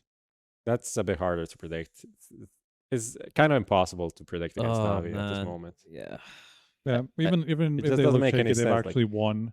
They've actually succeeded every time they've been in trouble, you know. Yeah. So it's not like they actually haven't gotten threatened all year still, kind of, if you think about it. So What was the score? 15-10 well, yeah, on of Mirage? course, Mirage. they Apart came from back. FaZe, and they came back. They came back. They also had the worst defeat ever on Nuke with this Yeah, true. lineup. It's destroyed by ends. Overpass, no one shows up. Perfecto shows up. Yeah, I know, right? Like this is a Navi who has been tested Yeah. and is still are able to bounce back. So I'm Yeah. gonna go with Navi. okay. If Shaky Navi can do this well, then like Pissed imagine what's pissed gonna off Navi. is Arena, really gonna be arena crazy. playoff land Navi, Pissed off, not group yeah. stage first game Navi, right? Yeah. That's why I like the ends Navi game, and before it I said that's an upset potential, and it was upset potential, but it wasn't an upset, right? And what happened after that? They just Furia, pure Furia, just had to feel the curiosity of Navi after just a beat down Yeah. on those two maps. So yeah, I can't go against Navi. So heroic Navi final is where we'd be landing. I think so.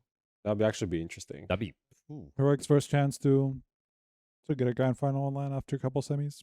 Best of 5. okay. They have some experience with playing best That of pool, 5s. though, Nuke will be in the mix. Ancient will be in the mix. There'll be no Vertigo in the mix.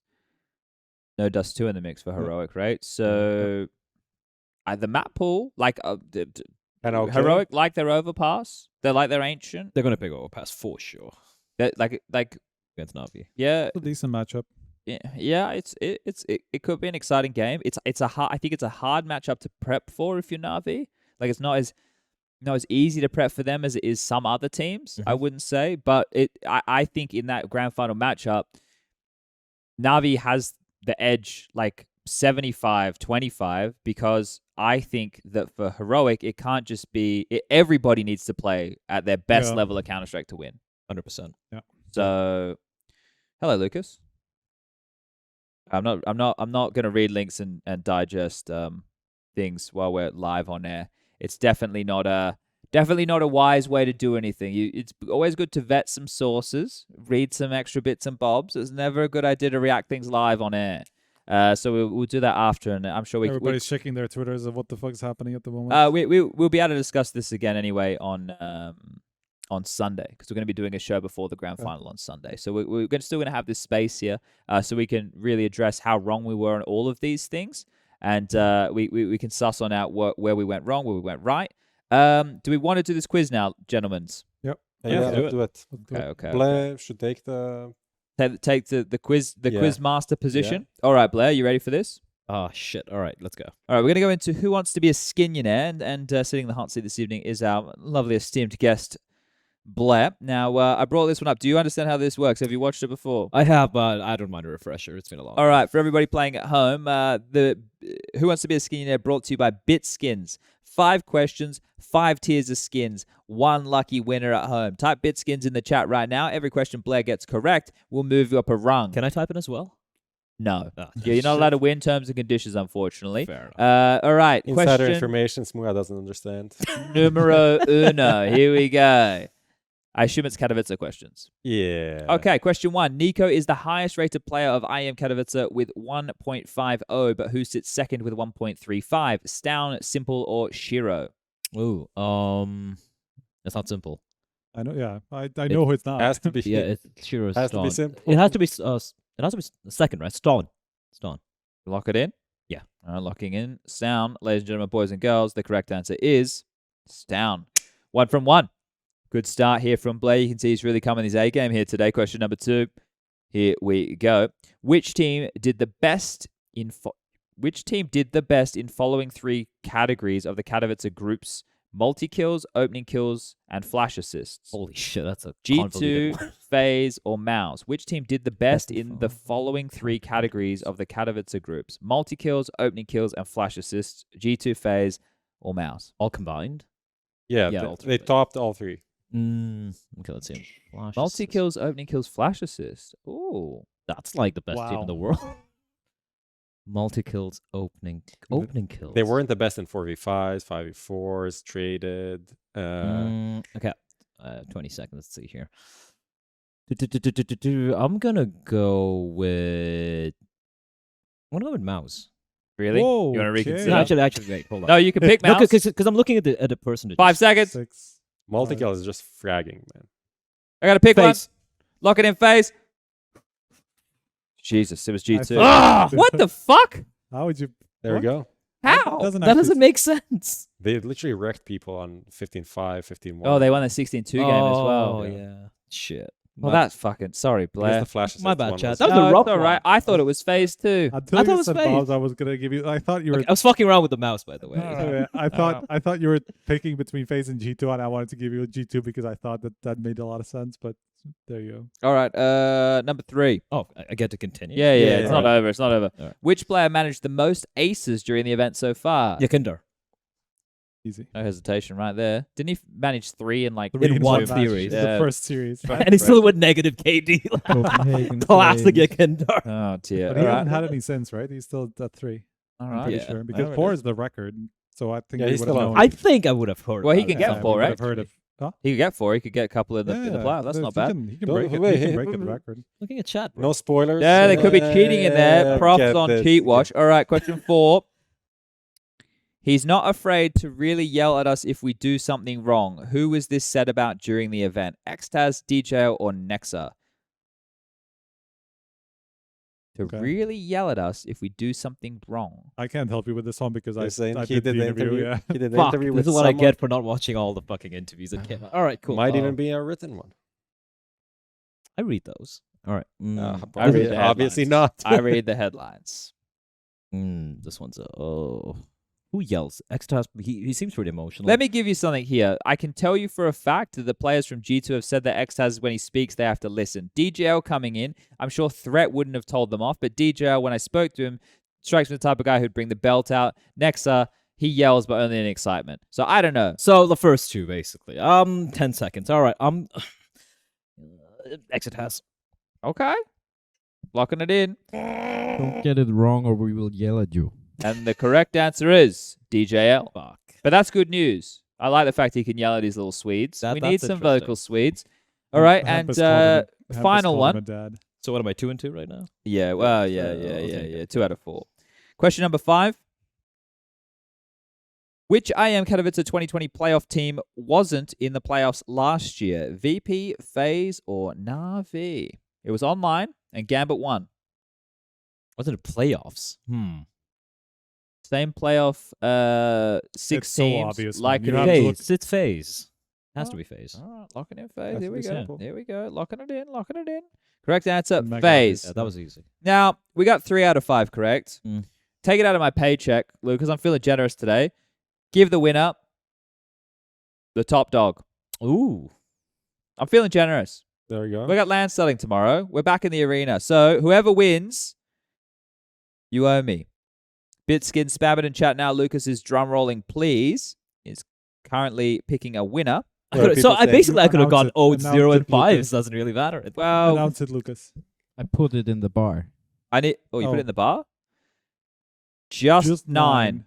Well, congratulations. Are people just insulting 9. you in chat for performance? No, they got whatever they wanted. So They're just writing Bitskins, so yeah. I can see a couple of hearts and pogs in between. You're good, chat. Good stuff, just 9. Lucas or someone will reach out. Lucas, is it going to be you personally? just 9 is that I'll the try. This You is try? like a old viewer. Oh. 2019. Since Whoa, 2019. hello. All right. Good stuff, just 9. Thank you for tuning on in. I hope that my rants haven't turned you too mad against me.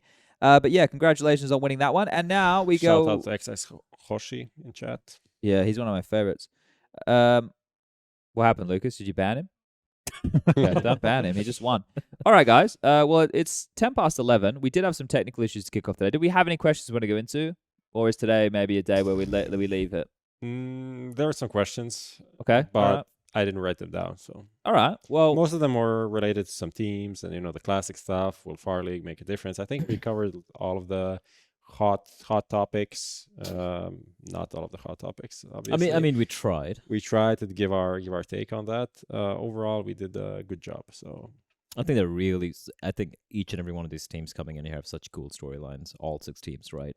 And yeah, considering the delayed start and everything, I think we did a pretty decent job. yeah. But I'm very looking forward to how this plays out. So I can shit talk all of you motherfuckers. well, look, we were Really just agreed. we're We al- didn't agree on anything. We can fight the actually. rest of these motherfuckers. Yeah, Cool. we didn't agree on anything. we're aligned on a Because lot we're of fucking things. Fuck you, bro.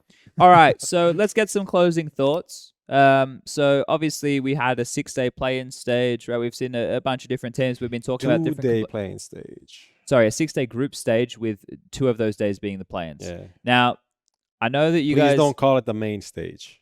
Yes. No, look, it's so I understand why you guys have the distinction. It's the same conversation we had around the No. major. Let's not go into that. I'm just making fun. Move on. It's I'm good. trying to make Carmack happy. It's good to bully people. a Carmack bit. doesn't like it when you guys have the distinction. Yeah. Well. Oh. I guess that's it. All right. I sleep well. It doesn't bother me that much. No final thoughts?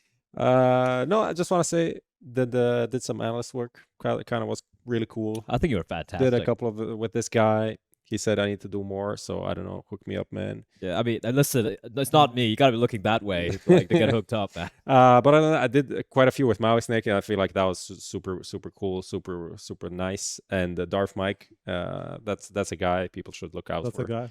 He was really good He's at holding really- it together. He's really good at the hosting shit. So good job on him. I think everyone are great. A lot of new people coming in. This is my first proper IEM Katowice as well, but like the fact that we had like, a great mix of older and newer talent coming in, I think was fantastic. Fun times all around. Yeah, I mean, I literally almost replied like, no, thank you, but then I did it at the end. So Do you that's have any kinda cool. regrets? No regrets. No regrets. Even hang out with us late nights. Well, you live and you learn, right? Very good. Shaka, anything different for you? What? Sorry. Anything different for you? Anything different about what? Well, Just say whatever you want, Whatever you essentially. feel. I have no words. No words. I'm so tired. All right. Well, all right. We'll That's get my some fault. rest. We got some. What up, Lucas? That's my fault. Okay, it's all Yeah, good. he woke It's me all up. good, He snored. Yeah, He I snores. woke He him woke up. me up early. These things happen. Bad roommate. Look, we got the Counter-Strike kicking off tomorrow. If there's, some Counter-Strike fans out there who want to tune in, you know where to find it. And hopefully we get some fantastic games and everybody's in the arena and we get to watch the one thing which brings everybody watching this together, Counter-Strike. We love it. Yeah, I love the game. we're back on Sunday noon, and then in the meantime, just stay tuned to all of our Stay social media. tuned? Stay tuned. I mean- stay Stay stoned. tuned. Stay stoned. So that too. Oh, that too. All right. Yeah. Or stay sober. It depends on what you. However you want to do it. I mean, However you want to do it. I mean, a lot of shit happening. I know it's spoken about in chat, but like small little joys we find in life amongst all the chaos and madness and all the shit. Let's just celebrate that, Yeah. All right, guys. Thank you for tuning in. Thank you to the sponsors again. Xtrfy, Match, and Bitskins. Big thank you to ESL for setting us up with this room. Lovely banner behind us. Cool little backdrop. And yeah, we will see you Sunday, and then we'll see you Messi next also week bit. sometime. So good night. Sleep tight. We'll see you tomorrow.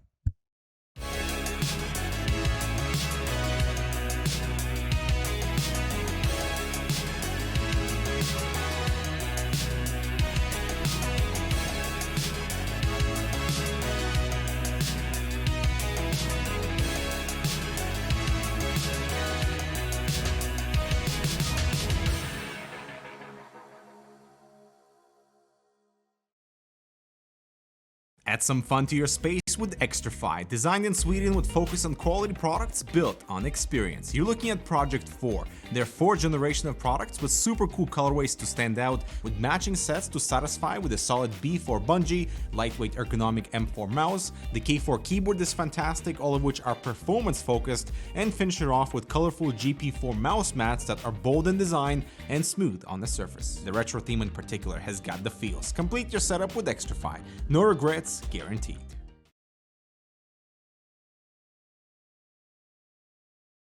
These bombs go to the teammates. I wanna see you rolling fast. Win the round. Win the game. Parimatch, your esports teammate. Stuck ranking up? Lost the motivation to grind? Bored of clicking heads on AIM maps? Get some color into your game. Bitskins.com. Buying and selling skins made easy. Tons of payment methods and instant cash outs. Just choose your dream skins, select your preferred payment method, and start grinding again. If you want to play like the pros, you gotta look like the pros.